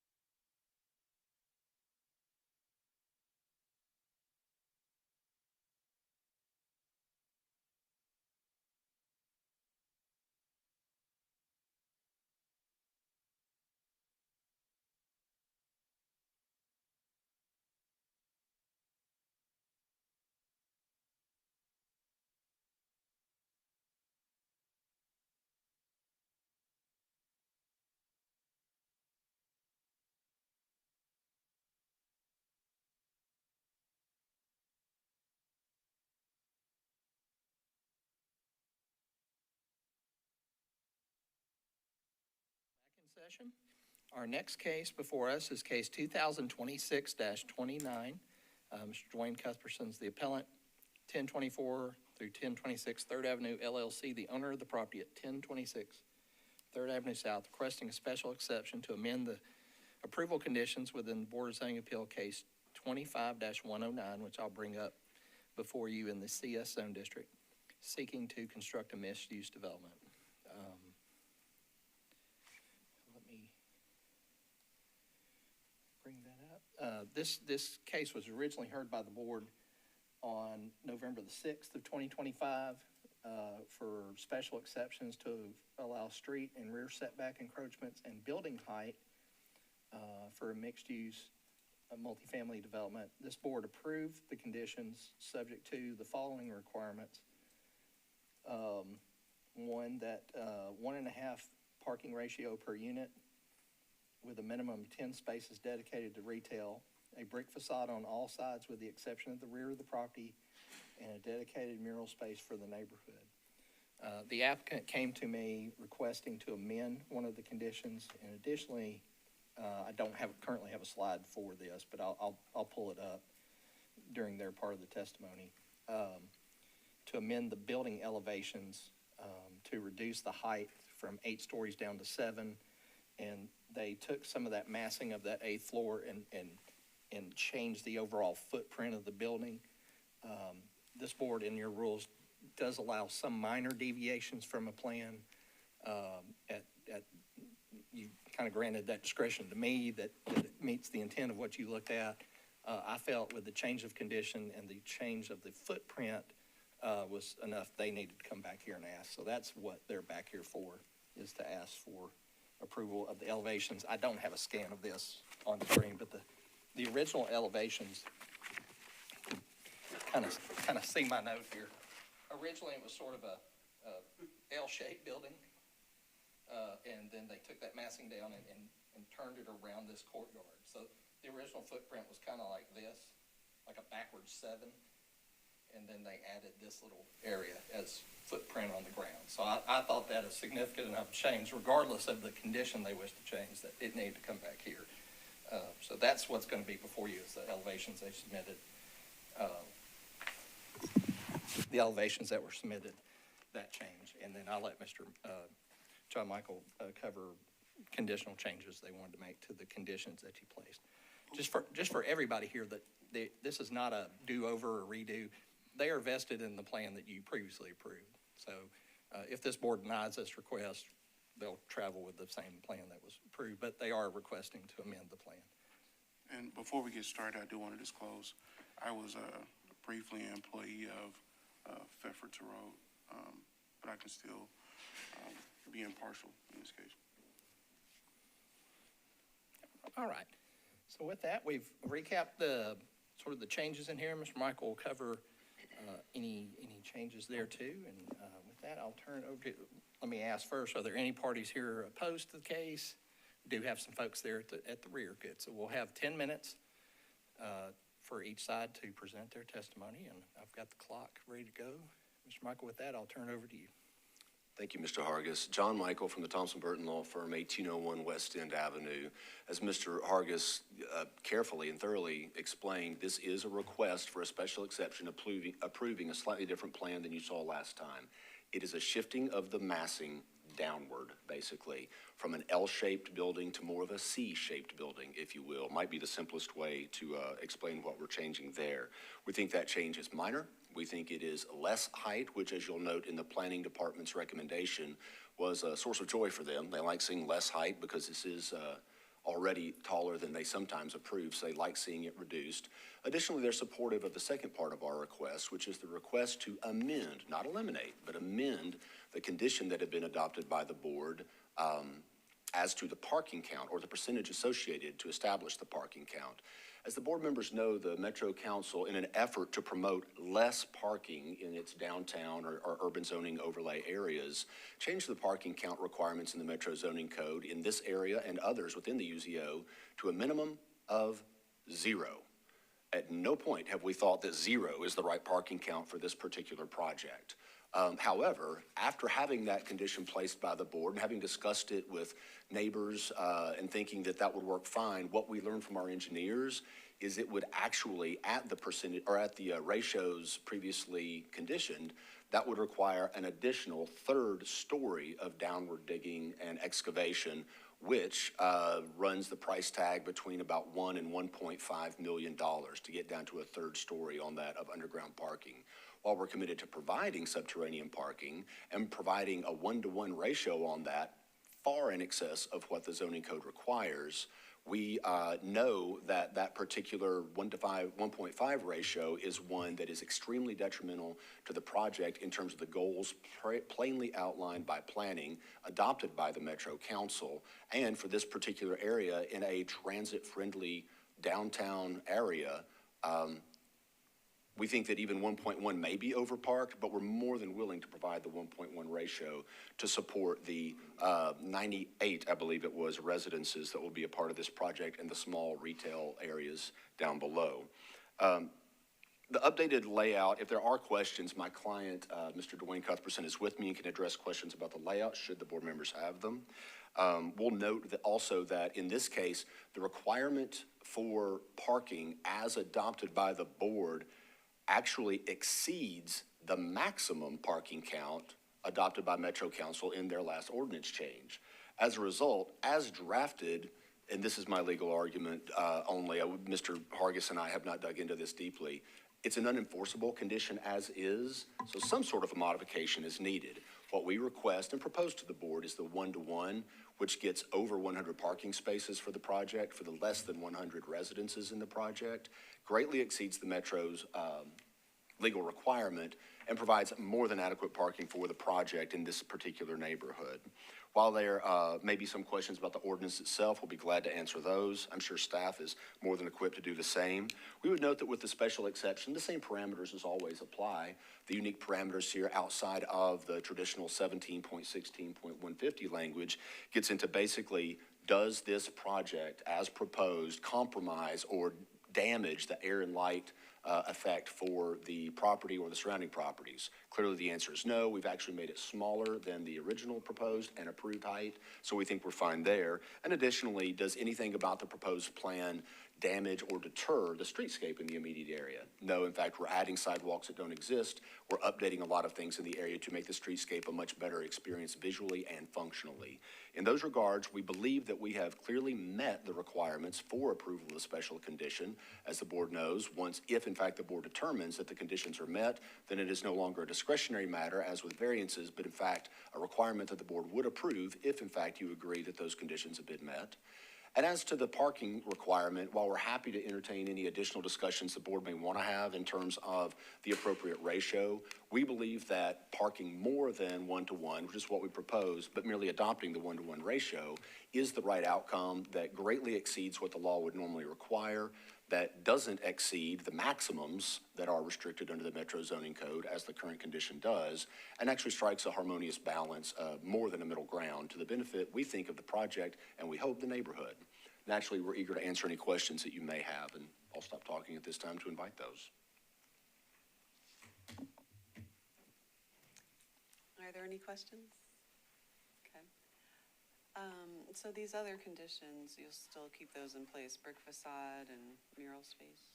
That's correct, those are just fine. Okay, so you're just asking for this change in the condition to reduce the 1.5 parking ratio? That's correct, only that one. Okay. Okay, doesn't look like there's any more questions. So I guess we have the opposition.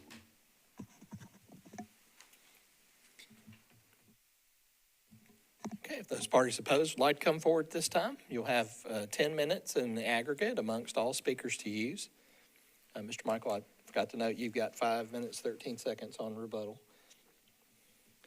All right.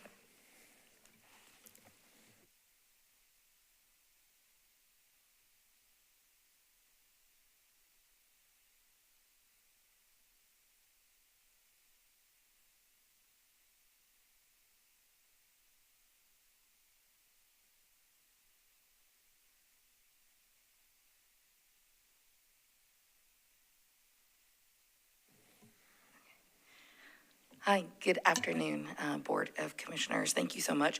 My name is Terry Vo. I'm the District 17 Metro Council member, and I appreciate the applicant's engagement with neighbors and his willingness to refine the design. However, I'm here to respectfully request that the board deny this request to amend the previously approved condition in BZA case 2025-109. When the board approved the original special exception, the 1.5 parking spaces per unit condition was part of the basis for that approval.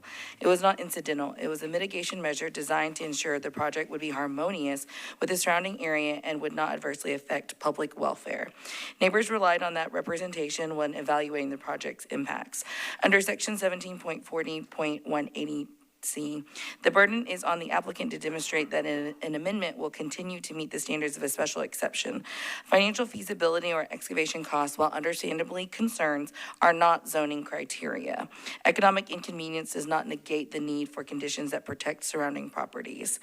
The corridor already experiences parking pressure. I hear it every day today, in my district. I have this here. I mean, over 50 neighbors also are in opposition to this request. And, you know, for me, it's just really important that I understand when the applicant is proposing the reduction of height, that change doesn't address the central issue, like before the board, which is the adequacy of parking relative to the intensity of the use. Architectural refinements and facade improvements, while welcome, don't mitigate the infrastructure impacts. The board's process depends on the reliability of agreed conditions. If commitments made during approval can later be withdrawn due to cost considerations or it undermines confidence in negotiated mitigation measures going forward. I know that this neighborhood supports thoughtful development, but one thing is, you know, that they feel the effects of the developments long after it is built. For these reasons, we respectfully request that the board deny the amendment and uphold the previously approved condition. So thank you for your time, and I'm going to yield it to the other to my constituents. Councilmember, we'll pause it because I just have a question for you. Yeah. I know you heard the argument about like the ordinance and then the zero parking. Do you have any thoughts on that as an active member? Yes, as an active member, I mean, we are currently actually working with NDOT right now to change what traffic parking, like all of that looks like on 3rd Avenue South. So these are major concerns, and I think that's why there's just so much, and I think this would cause more issues and that we're trying to mitigate right now. So I understand like the what the parking minimum is, but I think that in agreement with the neighborhood working together and hearing both sides, I think when we talk about that, it's really important that we are working towards a solution that is working and thinking long-term. And so I hear like the argument, but I also live this experience every day with the small business owners, with the residents, and everyone like on this particular like corridor.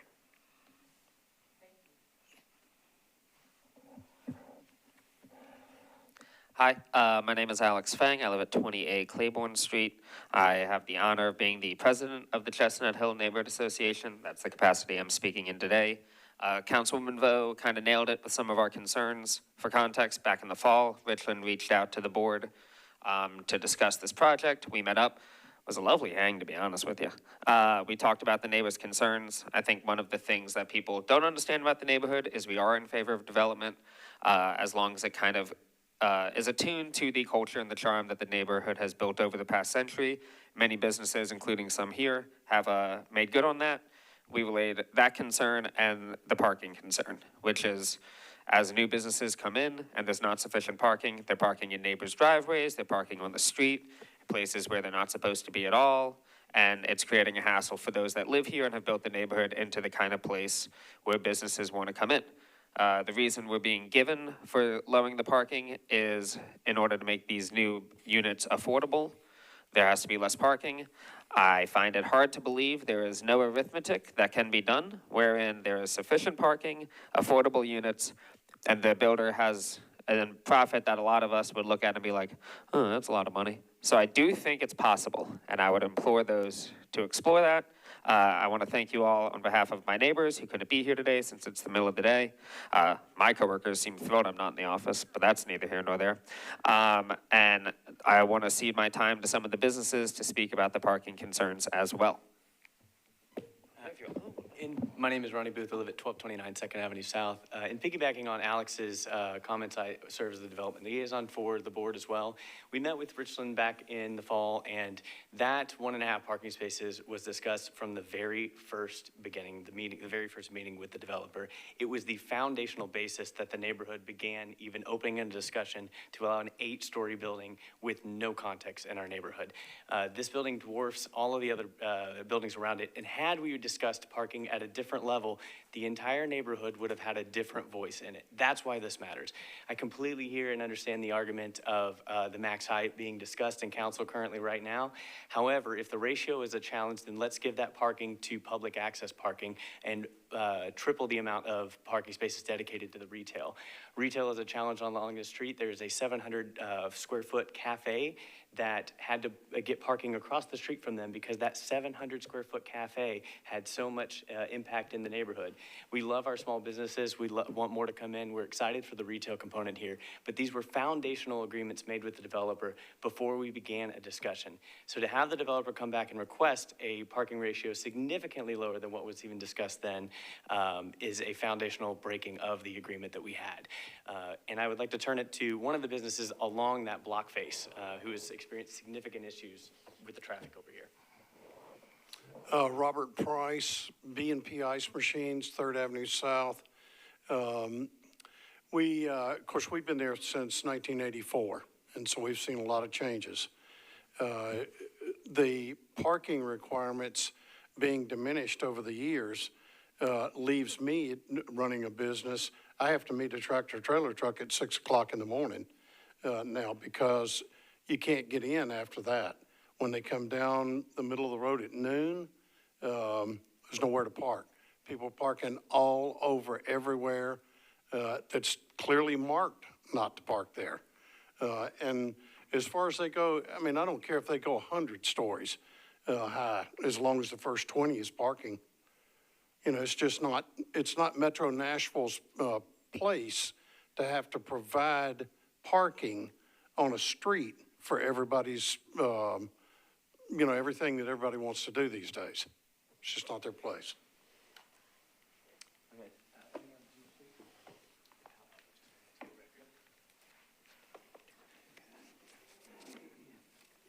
Leon Scott, live at 12 Shepherd Street, Nashville, Tennessee. Did you say your last name? Scott, Leon Scott. Leon Scott, I'm sorry, thank you. And I just want to support the things that were said by the opponents. I don't think I can add much more. It was already eloquently said about the parking. Hi guys, I'm Alexandros Darcinos. I actually own the property right south of the property that is currently being requested on the special stipulations. I will say that I wasn't here in the last meeting where you guys approved the setback variances and the setback exceptions because we have a 20-foot setback between our property and the property that's currently proposed that you guys agreed to go down to a 5-foot setback change.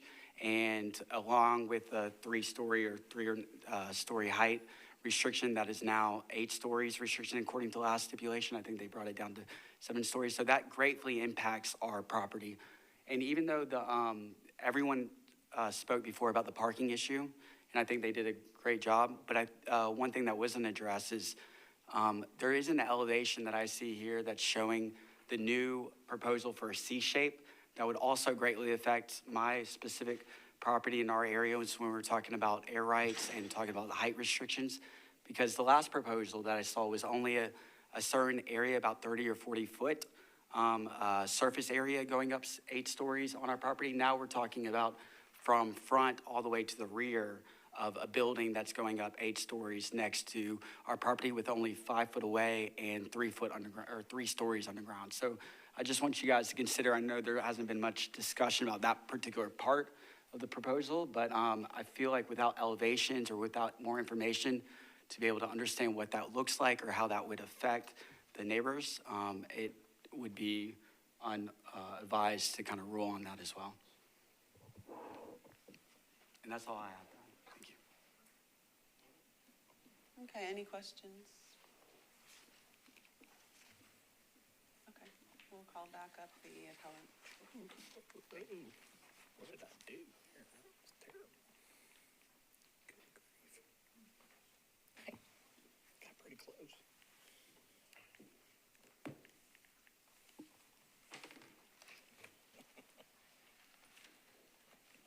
Board members, the topic of affordability, or at least attainability, reference to price tag on the residential units was brought up and is an important point.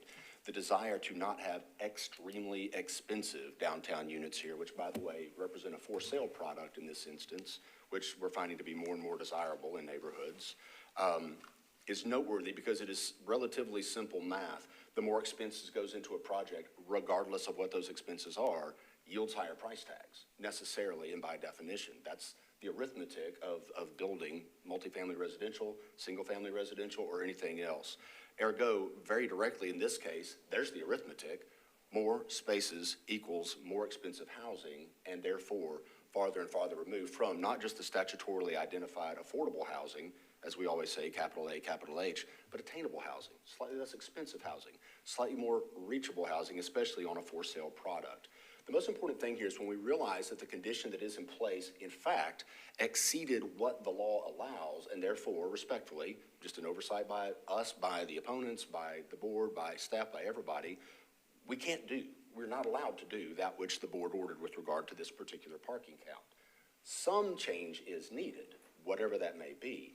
So when we went back to the drawing board and realized what's actually the appropriate parking here, we looked at other projects, walking distance in the Wedgwood-Houston area, like the Flats at Martin, which actually came before this board from a Seattle developer when I sat in a different seat, and secured parking not at zero, but at surprisingly close to zero, because the whole concept of that project was to have minimal parking, encourage more walkability in these neighborhoods that are fast evolving as more of a walkable, live in the area, shop in the area, work in the area types of places. Additionally, the second property that I've already forgotten that's in my brief, the Maslow. Apparently the hierarchy of needs did not peak with parking lots, as that too was parked at a particularly low ratio compared to anything else that we had historically seen in that area or in other neighborhoods. As such, the 1-to-1 ratio provides literally more than 100 parking spaces above what the law would normally require. And as to the ongoing negotiations and back and forth between the neighbors, we didn't mind putting in place a higher ratio than was going to be required by law. However, it was the engineering review of the condition that we had agreed to before we had the full report from our engineers that showed us you're going to have to blast an even more dense layer of limestone with whatever effect that has on the neighborhood to go even deeper to achieve this subterranean parking, all the while remembering with an updated recommendation from the planning department, which is part of your packet, I think it was dated this week, in fact, that Metro pushes less parking anywhere near downtown. That begins with the Metro Council, which passed this bill a number of years ago, and to her credit, that was Ms. Vo's predecessor, Mr. Sledge, who would have been the district council member that had a vote on that, so nobody's looking to throw a rock at her. She's a capable council member and did not have a vote on that one. However, when we look to what WIGO seeks in terms of the bus lines, what NDOT pushes upon us, and in this case, very importantly, what planning recommends, everybody says less, less, less. Those folks would like for us to provide less than a 1-to-1, but we recognize that in order to be cooperative to the neighborhood, while 1.5 is illegal in this case in that it yields too high of a number above the statutory maximum, some parking is important. 1-to-1, we believe, is more than adequate for the project. And while the variances that were discussed from the last hearing are already locked in, we are still left with the fact that this is a special exception we need approved. I would humbly request of the board bifurcated vote, where we get a vote on the special exception first, as we think we've demonstrated that we meet all the conditions for approval of such. And then to the extent there's any discussion or questions to be covered with regard to the parking condition and the relief that we seek there, that be a separate vote. At the very least, kind of getting the special exception out of the way might help us focus in on the secondary part. Eager to answer any questions, but of course we thank you for your consideration.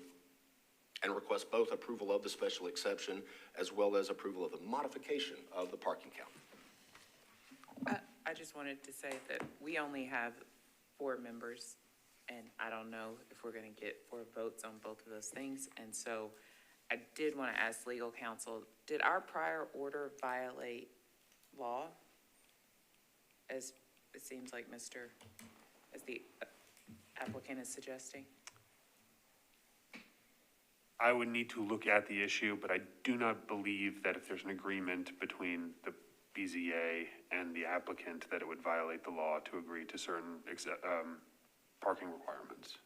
Okay, thank you. And I'll just go ahead and put my cards out there. I live in Edgefield. A development went through with 0 parking. We can't get down the street. And that's sort of what the council person is talking about. You can't get down the street because they park everything on the street, and then cars can't go and can't move. So I think that was one of, it seemed like this wasn't that long ago that we heard this when I look at the order. And so it seems like we came to that for an agreement based off of, I understand what Metro recommends, but sometimes we don't follow necessarily planning's recommendation if we have neighbors who say, give us their testimony on what their experience is. So I'm not saying that we shouldn't revisit this. I'm not saying that we shouldn't look at this again, but I will say this was recent. It seems like we came to an agreement. Now we're coming back to look at it again. I always welcome that if they think there's a better way, but we have the council member and neighbor saying, hey, and this isn't even in Wedgewood, Houston. I was looking at the map because I drive this way a lot. It's sort of at the like you have Wedgewood, Houston, and then you kind of go into Chestnut Hill, and that area is rapidly developing along you got Live Nation, I got Soho House.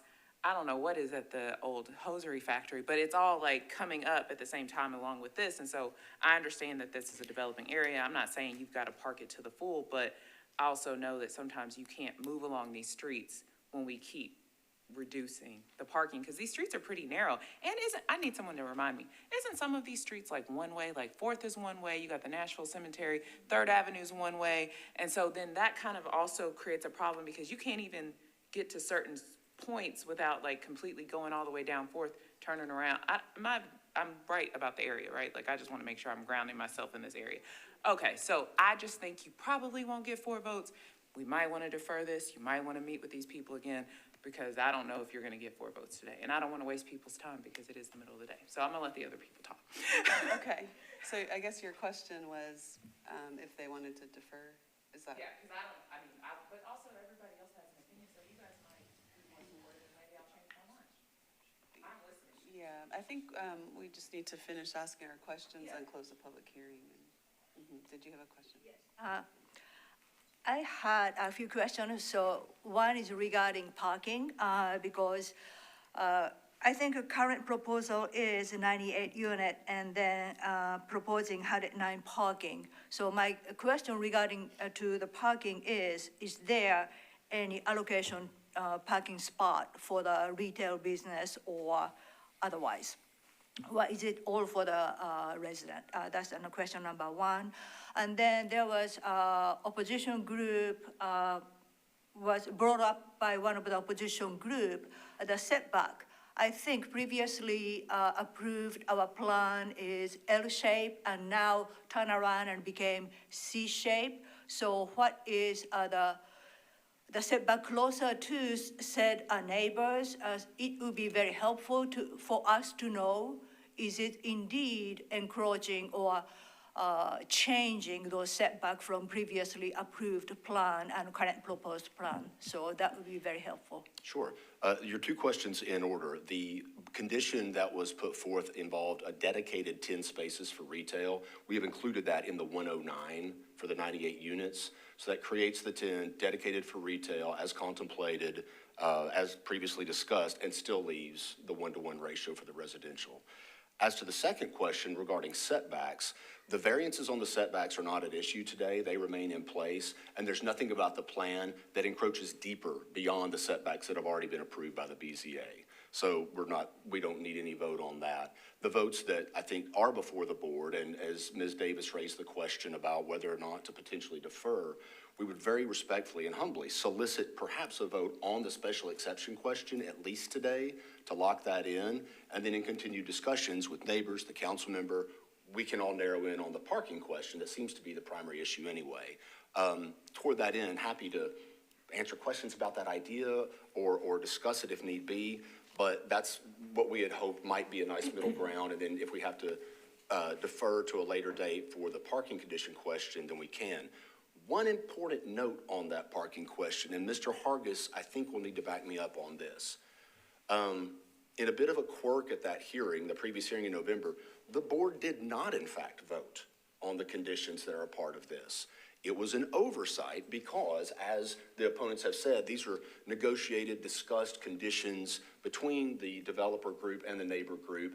They had their list. However, we forgot, they forgot, staff forgot. Nobody presented that to the board and said, oh, by the way, here's your list of conditions that'll be a part of this.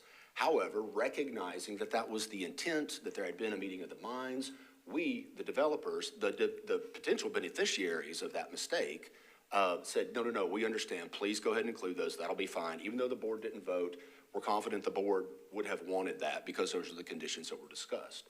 So, no, you didn't particularly vote on those. We've kind of adopted them because that was the intent and the meeting of the minds in place. So, in a very technical sense, this is the first time you're voting on that question. But we've adopted them all. None are in play except the parking. So when you say here that this condition, the 1.5 parking, violates zoning code's new parking maximums in the UZO, what is a number that is right at the maximum? Forgive me for not remembering the exact arithmetic on this. It is based upon, as you know, the unit count in particular. My recollection was the numbers were relatively close. The ratio was not grossly overshooting the maximum. I'm sorry, I don't have the arithmetic in front of me.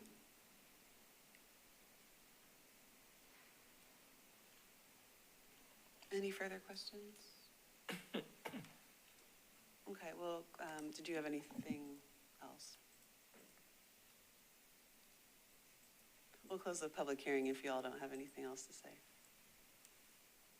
Okay. Discussion. I do want to second Member Davis's sentiment about not being likely to get 4 votes today. So. For the special exception or for the parking or for both? Both. Both. Okay, then we might want to take a motion to see how it lands. So no one. What's the motion? To defer? No, I just wanted to see if there was a motion that was made and. I didn't make a motion. I'm still listening, like, it seems like, does the chairperson or the other member feel like we can bifurcate the special exception and the parking issue? I'm asking, I don't know.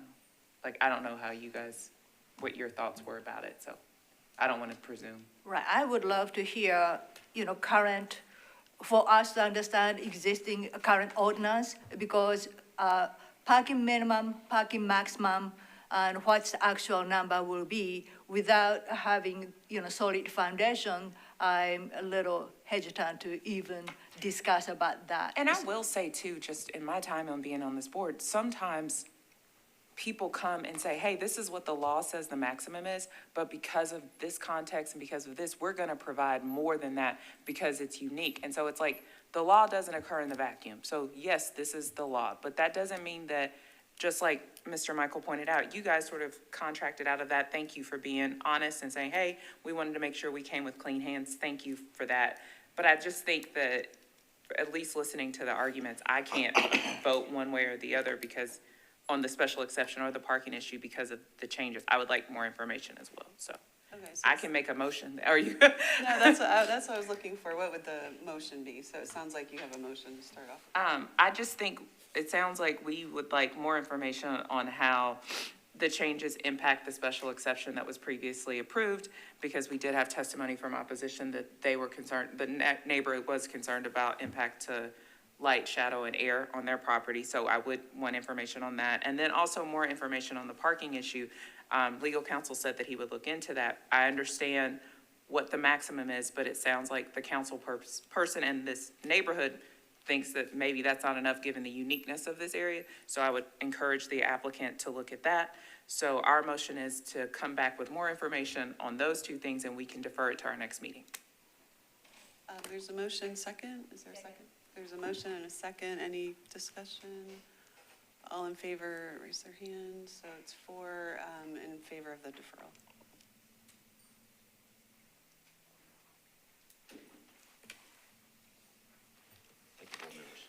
You can try that. Okay, case 2026-29 is deferred till 3/19. That will be our next meeting. Okay. And members, the final case on our agenda today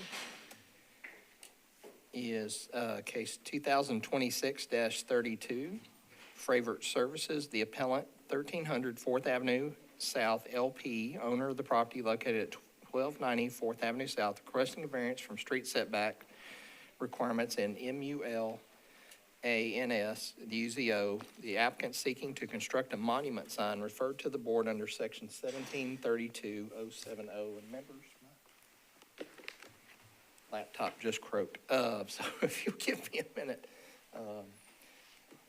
Justin was nice enough to loan me his power cord, but for some reason, my computer cut off, so.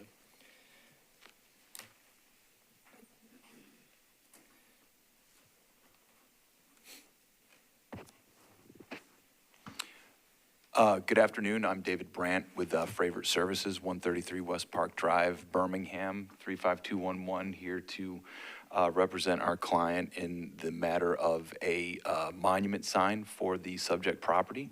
Mr. Fravert, if I get you, just hold one moment. My computer died on me. I've got to do our PowerPoint first, and then I'll turn it over to you guys. Christy, can I borrow yours, ma'am? Can I swap with you? No, just your computer. I'll just pull it up here.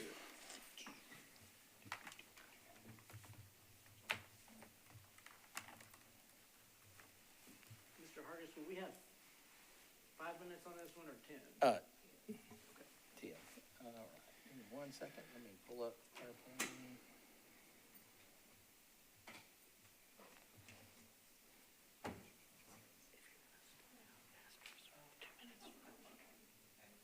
Sure.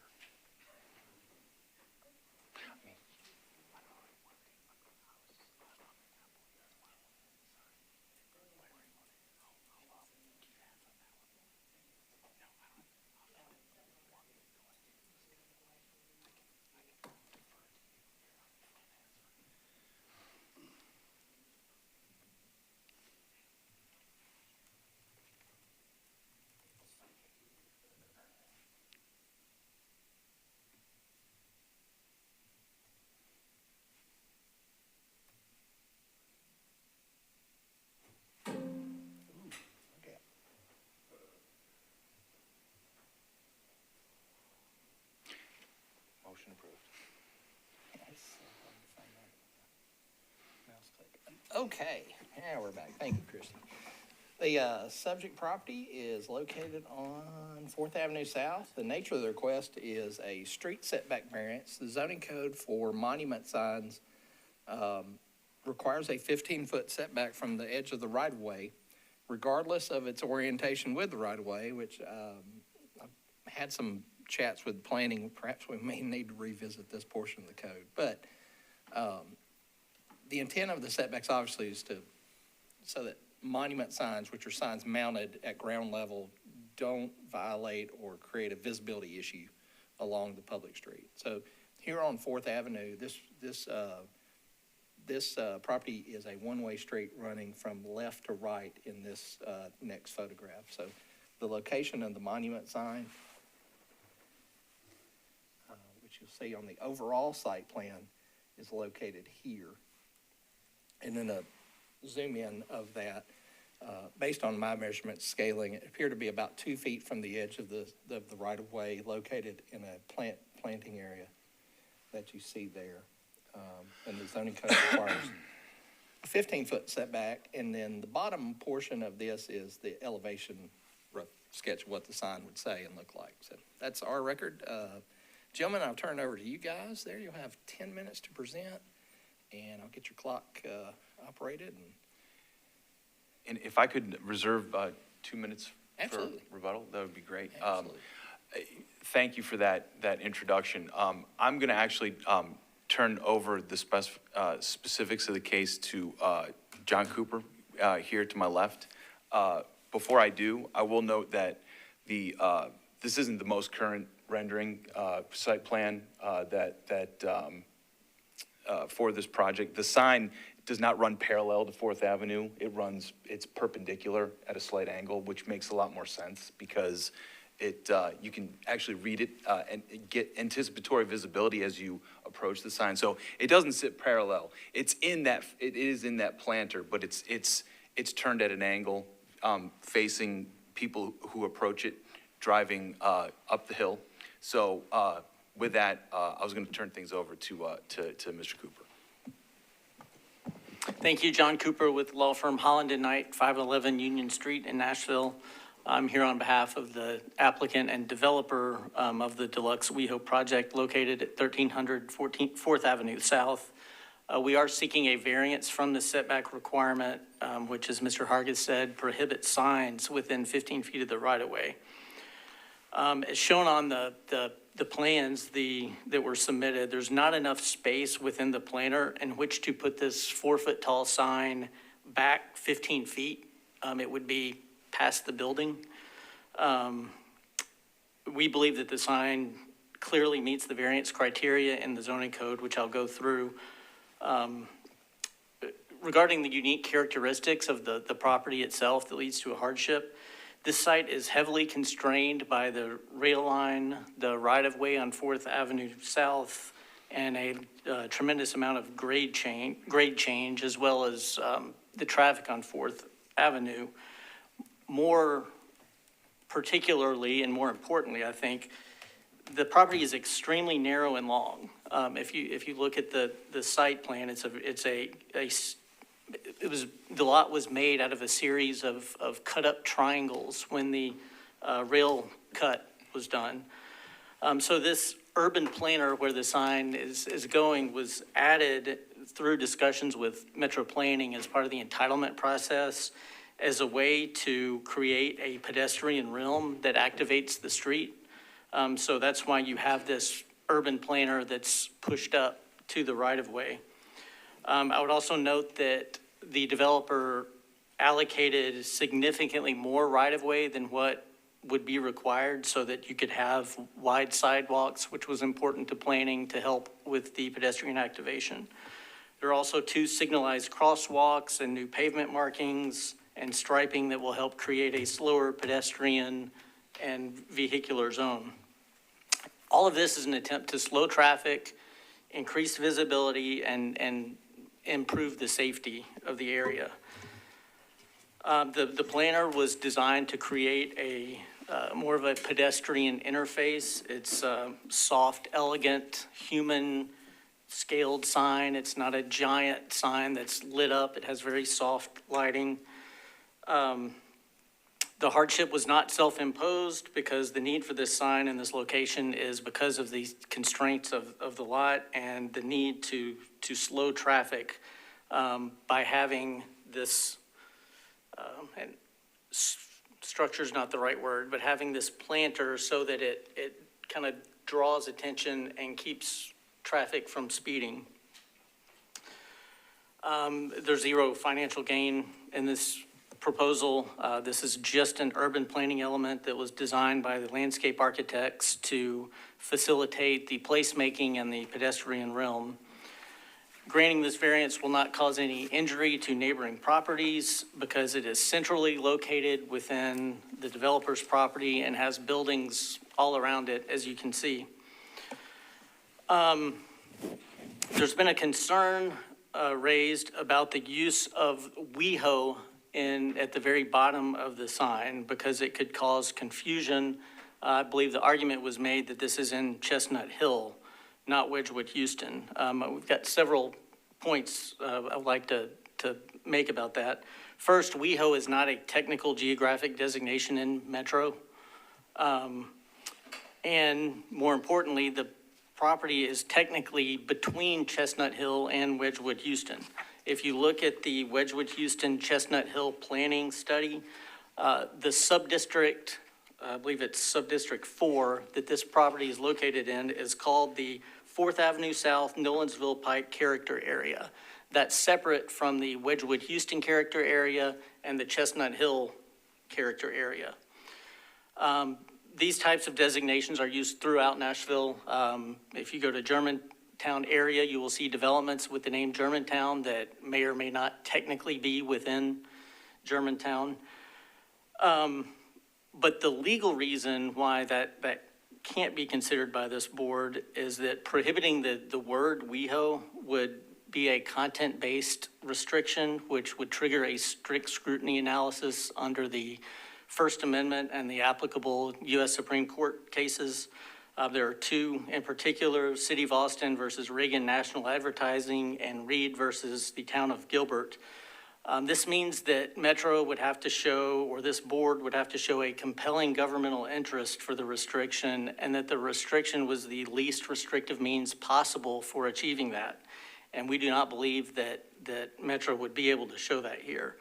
The U.S. Supreme Court has held that a regulation of speech is facially content-based under the First Amendment, and that's key, content-based, if it targets speech based upon its communicative content. Prohibiting the word WeHo on a sign would clearly do that, and Metro would not be able to meet the strict scrutiny. Further, that's not applicable to the variance. The variance standards have to do with the sign itself and whether the setback variance is warranted. So we would submit that the name on the sign is not relevant to that decision. Thank you. Any questions? Okay. Thank you. You'll have 3 minutes, 15 seconds.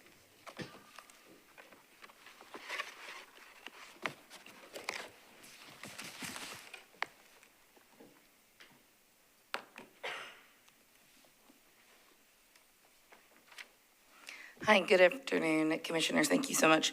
My name is Terry Vaughn. I'm the District 17 Metro Council member, and I rise in opposition to case 2026-032, the variance request. This case, I understand whenever I was hearing the appellant speak, they were talking about how it's not for financial, let's talk about the size first.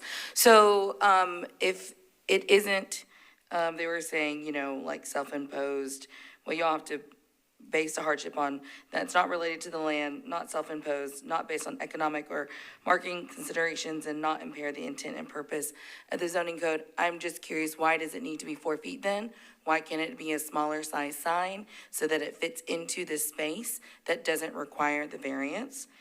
Two, whenever they talk about financial gain, I find it very interesting that they say it's not for financial gain, but they choose to include the word WeHo in there. And I understand that, the board's consideration, but for me, that is, by including that, is trying to use and apply financial gain. And if the characteristic of this area is 4th Avenue South, and it's not like Wedgwood, Houston, it's not Chestnut Hill, I find it very odd then, like, the context of why that would be in there. Today, I was literally at the groundbreaking of Fort Negley Master Plan Phase 1. The site stands on where the Bass Street neighborhood once thrived, a historic Black community erased when the interstate came through. Entire neighborhoods have been written out of our city's physical and cultural landscape before. And for me, I understand we have policies, but these policies that we have are to erase people, are like contributing to that. And to me, I think it's really important to be honest that if we're about erasing Black history and Black neighborhood, then state that. And that's what I'm very frustrated by, because we use technicalities and we use policy so that we can feel, I guess, less about what we're doing here. For me, why can't it just say deluxe? Okay, and to me, I just find it very interesting using legalese to get around certain things. And when people don't have the law degree to come and fight appropriately, then they lose. And I think these are things that I am seeing in my seat as an elected official that is really disheartening when we come to these spaces and we come and sit here. And that's why for me, it's not just the sign, right? And I'm just curious, like, why can't the sign be smaller? If it's 4 feet, why can't it be 3 feet? Why can't it be 2 feet? These are things that, one, I've not had a discussion with the appellant. For me, I think that's also an issue. Is this about the community? Is it about being a neighbor? Or is it about doing what they want into this space? And for me, being the representative of this district, I care very much that I honor the people before me, that I honor the communities before me, and that I have to speak up against these injustices that exist every day. And, for me, I understand, that the question before you is whether the applicant has a legal standard for a variance. For me, they've not demonstrated the hardship, tied to the land itself. And for me, approving the request is not only a stretch of the intent of the code, it also, to me, endorses misrepresentation of a place, and I think that is really critical in the decisions that we make. And how we apply all of that. So I do urge the board to deny this variance request, or to take more time, take more actual community engagement, regarding this. Many properties along 4th Avenue I've had discussions with. And so, for me, I have found it very interesting when there are requests that there's no community engagement. And I had one meeting with someone with a business that they employ that helps them with permitting. And, for me, so they knew and were aware of that. Instead of having a conversation, they chose to then, apply that argument last as a legal technicality. So I appreciate your time, and I really hope that y'all will deeply consider this before approving. Thank you so much. Okay, do we have any questions for the council member?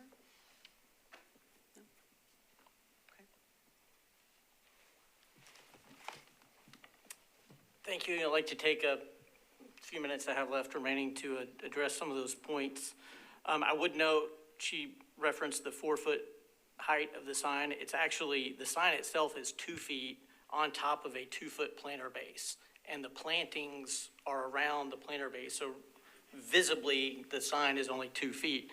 But that's really not relevant because we're not seeking a variance related to height. We're seeking a variance related to the setback.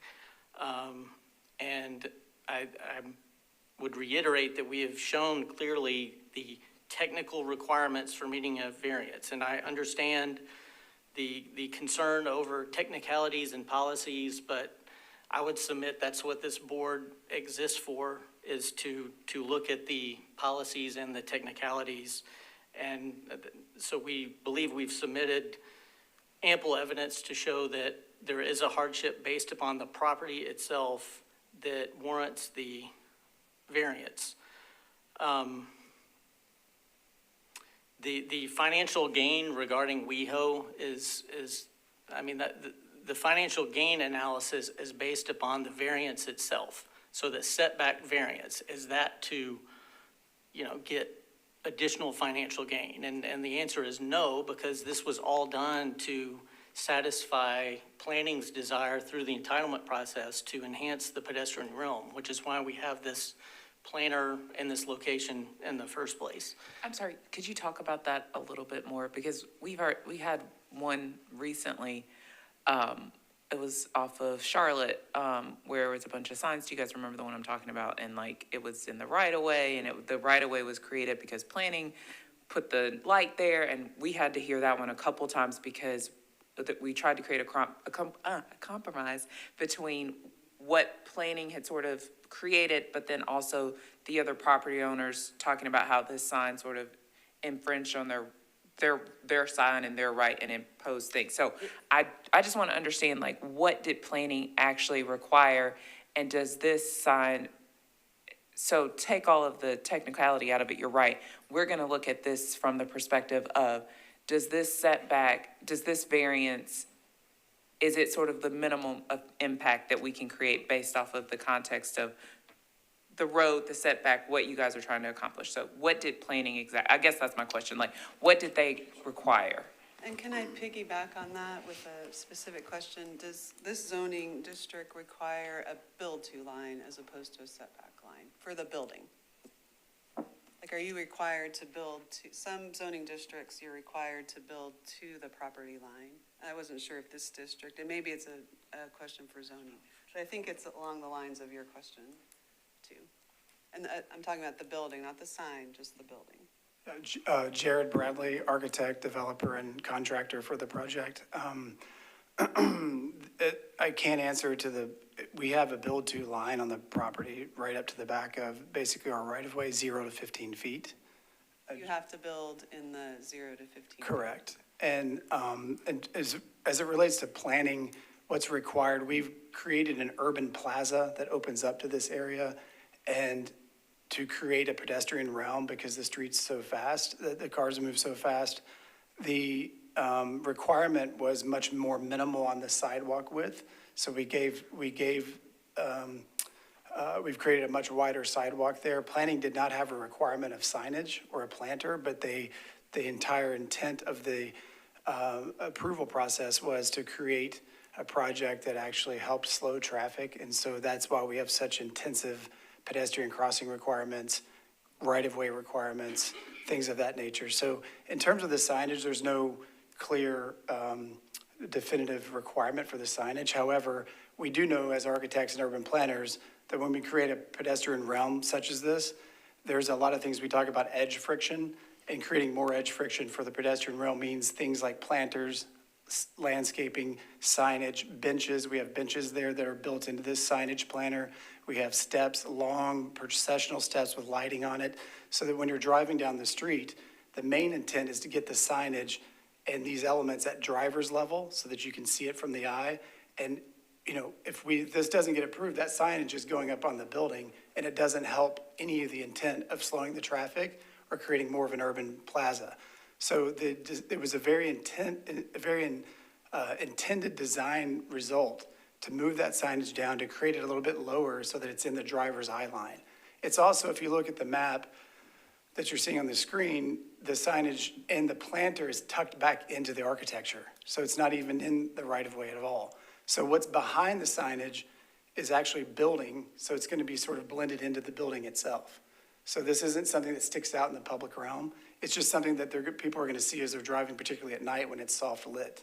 And it reminds drivers to slow down, which is the intent of some of these elements that we put in the pedestrian realm. That was the intent of the sign being moved off of the building up high where everybody can see it, down low to where it's directly in the eye line of the driver.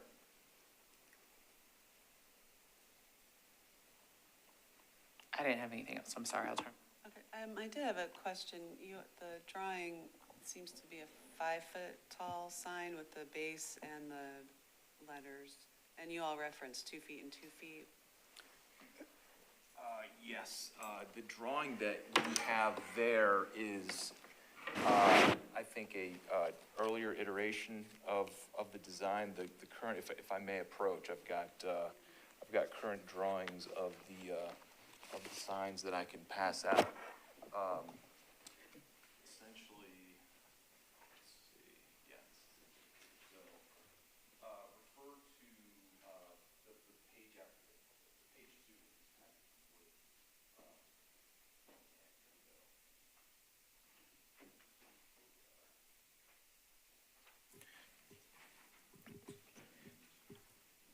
I'll get you one. No, it's fine. We're good. Essentially, page 2 shows the overall height of the sign at 45 inches. What about the letters? And yeah, right, that's right, the letters are 21 inches tall. So essentially, John mentioned 2-foot tall sign, it's actually less than that, it's 21 inches. With the, you know, the WeHo lettering down below, which I don't believe the WeHo letters are lighted. Actually, they are. No, they are. But, you know, there is an illumination factor for this sign. Just a little side note. The light is, these letters are edge lit. If you look at the front page, it kind of, picture speaks 1,000 words. It's it's not a situation where light is blasted out into the public realm. It's just accent lighting that allows you to read the lettering from an angle, just enough so you can do that, as opposed to something you might see at above a store in a strip mall.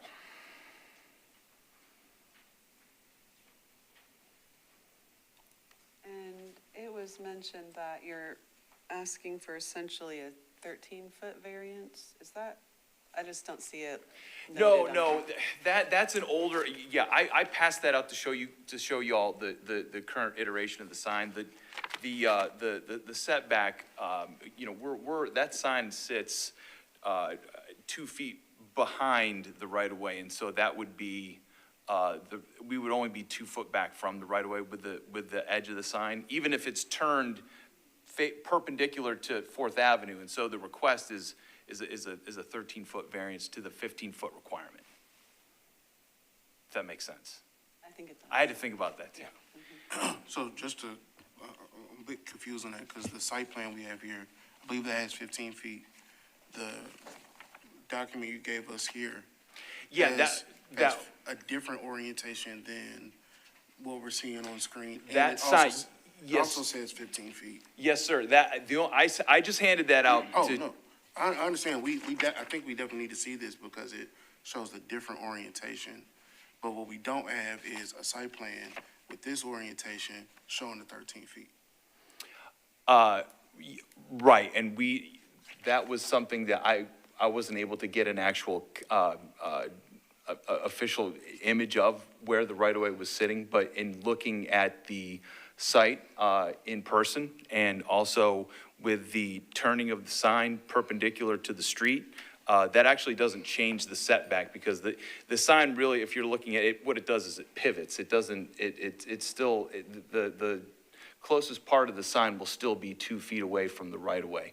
But that measurement there, this site plan actually would be accurate. If that's showing a 2-foot setback from the right-of-way, which I can't really read, that red marking right there, that would still be in effect. The only difference between that and what we're proposing is that the sign is turned perpendicular to the road rather than parallel to the road. I believe that marking, that red marking there shows a 2-foot setback from the right-of-way, does it not? It's to the left, not the arrow. Yes, right there. That's 15. It's 15 feet, that's what I just said. Okay. The right-of-way is 2 feet in front of the sign. And so, and actually it's, yes, it's 2 feet in front of the sign, which means that the setback, as opposed to the required 15, it's only a 2-foot setback. I can provide a more specific site plan for that. I could present it to staff if that would be sufficient, but the request is for the setback to be 2 foot back from the right-of-way instead of 15. I have a zoning question. Is the requirement, the way I'm reading it is there's a 15-foot from the curb, from the front of the curb. Is that where we're measuring from? In the drawing that I've got in my PowerPoint, we're gonna measure from the heavy black line that's dashed, so. From got the two property dots. line? Yes, Okay. yeah, that'll be the right-of-way itself. The actual pavement, like on this gentleman's drawing, he's measuring for the pavement, which is that's a different measurement. Yeah, that's what I Yeah, thought. that, Okay. I should have pulled that out. My apologies for the confusion. I only passed that out to show you all the dimensions of the sign. But from us, from our standpoint, if And this drawing on the screen is from their sign permit submittal, so it, I just took out of the permit submittal. So if that sign has now turned, which makes sense, you're gonna turn it to face the one-way traffic coming from left to right. Right. Their variance would actually increase, because we're gonna measure that point from the closest point of the base of the sign. Instead of parallel, I'm now like this. I'm measuring from closest point to right of way, not, whereas on a parallel, I'm measuring close, it's always measured closest point. So in this case would be the X or the O in WIHO, the leading edge of that sign. If you're turning it, pivoting it, we're gonna measure our distance from that closest point to right of way. It's, yes. The right-hand side of the sign is pivoting clockwise. So the closest part stays the same. Yeah, it's like a door swinging open, so that 2-foot measurement is still maintained. So the closest point of the sign will be where the D is? No, where the O is. Okay, yeah, that's what I'm saying. That's. The closest part of the sign stays basically diagrammatic. I got you, okay. So you're not coming any closer to the right of way than No. it's just, The back part of the sign is staying further away, but I got you, I follow you. the right-hand side stays locked in, so. I guess the other thing I would add, be sure to update your sign permit submittal to reflect whatever copy you're Yes, sir. going with.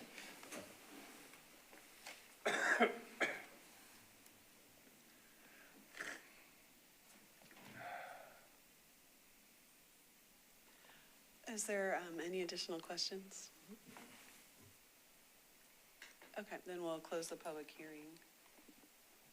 Unless, if you all had anything else to say. No, I believe we addressed everything. Again, there's no intention to make any kind of misrepresentation. That's just the name of the development. Thanks. Okay, thank you. And now we'll close the public hearing and discuss. All right, just for a discussion, if there's this level of ambiguity and confusion on the site plan, can we actually discuss and vote on this based on not having the true site plan in front of us?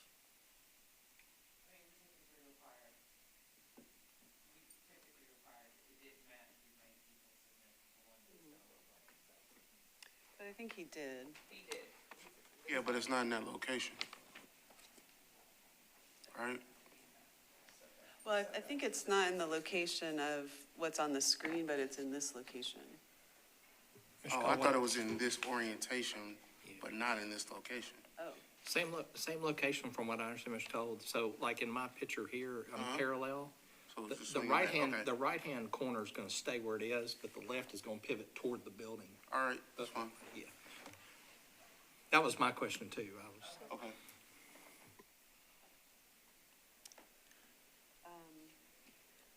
Well, I think there's a hardship because of where the building is located and where it's allowed to be located by right. There's not a lot of room for a sign, and I think the location's appropriate, and with the hardship being the narrow lot and the fact that they're allowed to build to this, with the building to this area by right. It's been a long day. I'm repeating myself. Does anyone have any comments? I agree. It's a very irregular site and a difficult site for an area and stuff. So I agree. I just want to address one thing. Based on the comment brought up by Councilmember Ball, as much as we appreciate her passion and protect the neighborhood, I think we cannot vote on the writing on the sign. I think what in front of us is strictly distance variation. So with that, I just want to make comment on that. No, thanks for bringing that up. We also can vote on the size because the size is not before us, and so it must be allowed by the zoning code. I think that was her other concern. So I'll make a motion that we approve the location of the sign as in the exhibit that was handed out at this meeting, due to the irregular shaped and narrow lot. Second. Okay, there's a motion and a second. Any discussion? All in favor, raise their hand. So that is approved 4-0. Okay. Board, that is the last case on our agenda, but not the last thing we're going to talk about today. So I want to take a moment of personal privilege to thank Mr. Joseph Coles for his 5 years of service on this board. Mr. Cole is rolling off the board. I'm sad about that, but I'm happy for him. He's got good things in the business world in his architectural career to continue doing. He has agreed, nice enough to come back. He can serve for 60 days. He's agreed if I have a quorum issue, I can call him and come on down. So again, just seriously, just from the bottom of my heart, thank you very much. You've been a great member of this board. Whomever the mayor or the council appoints to replace you has got big shoes to fill. So. Oh, appreciate that. It's been an honor to serve the board and community. Yep, we appreciate it. You guys, this is, for those that watch may not realize, this is a volunteer job. There's no payment. I've joked with the council. I've traveled in my lost career in front of other BZAs in the state who are paid for every single meeting. You are not, so whatever. Not to stir the pot, but anyway. But to be fair, this board's by far the best I've ever practiced in front of. So, and it's good members like Joseph who make that happen. So glad, gonna miss you. Glad you served your time, and like I said, giant shoes to fill. Whoever. So with that, the board is adjourned. Thank you very much.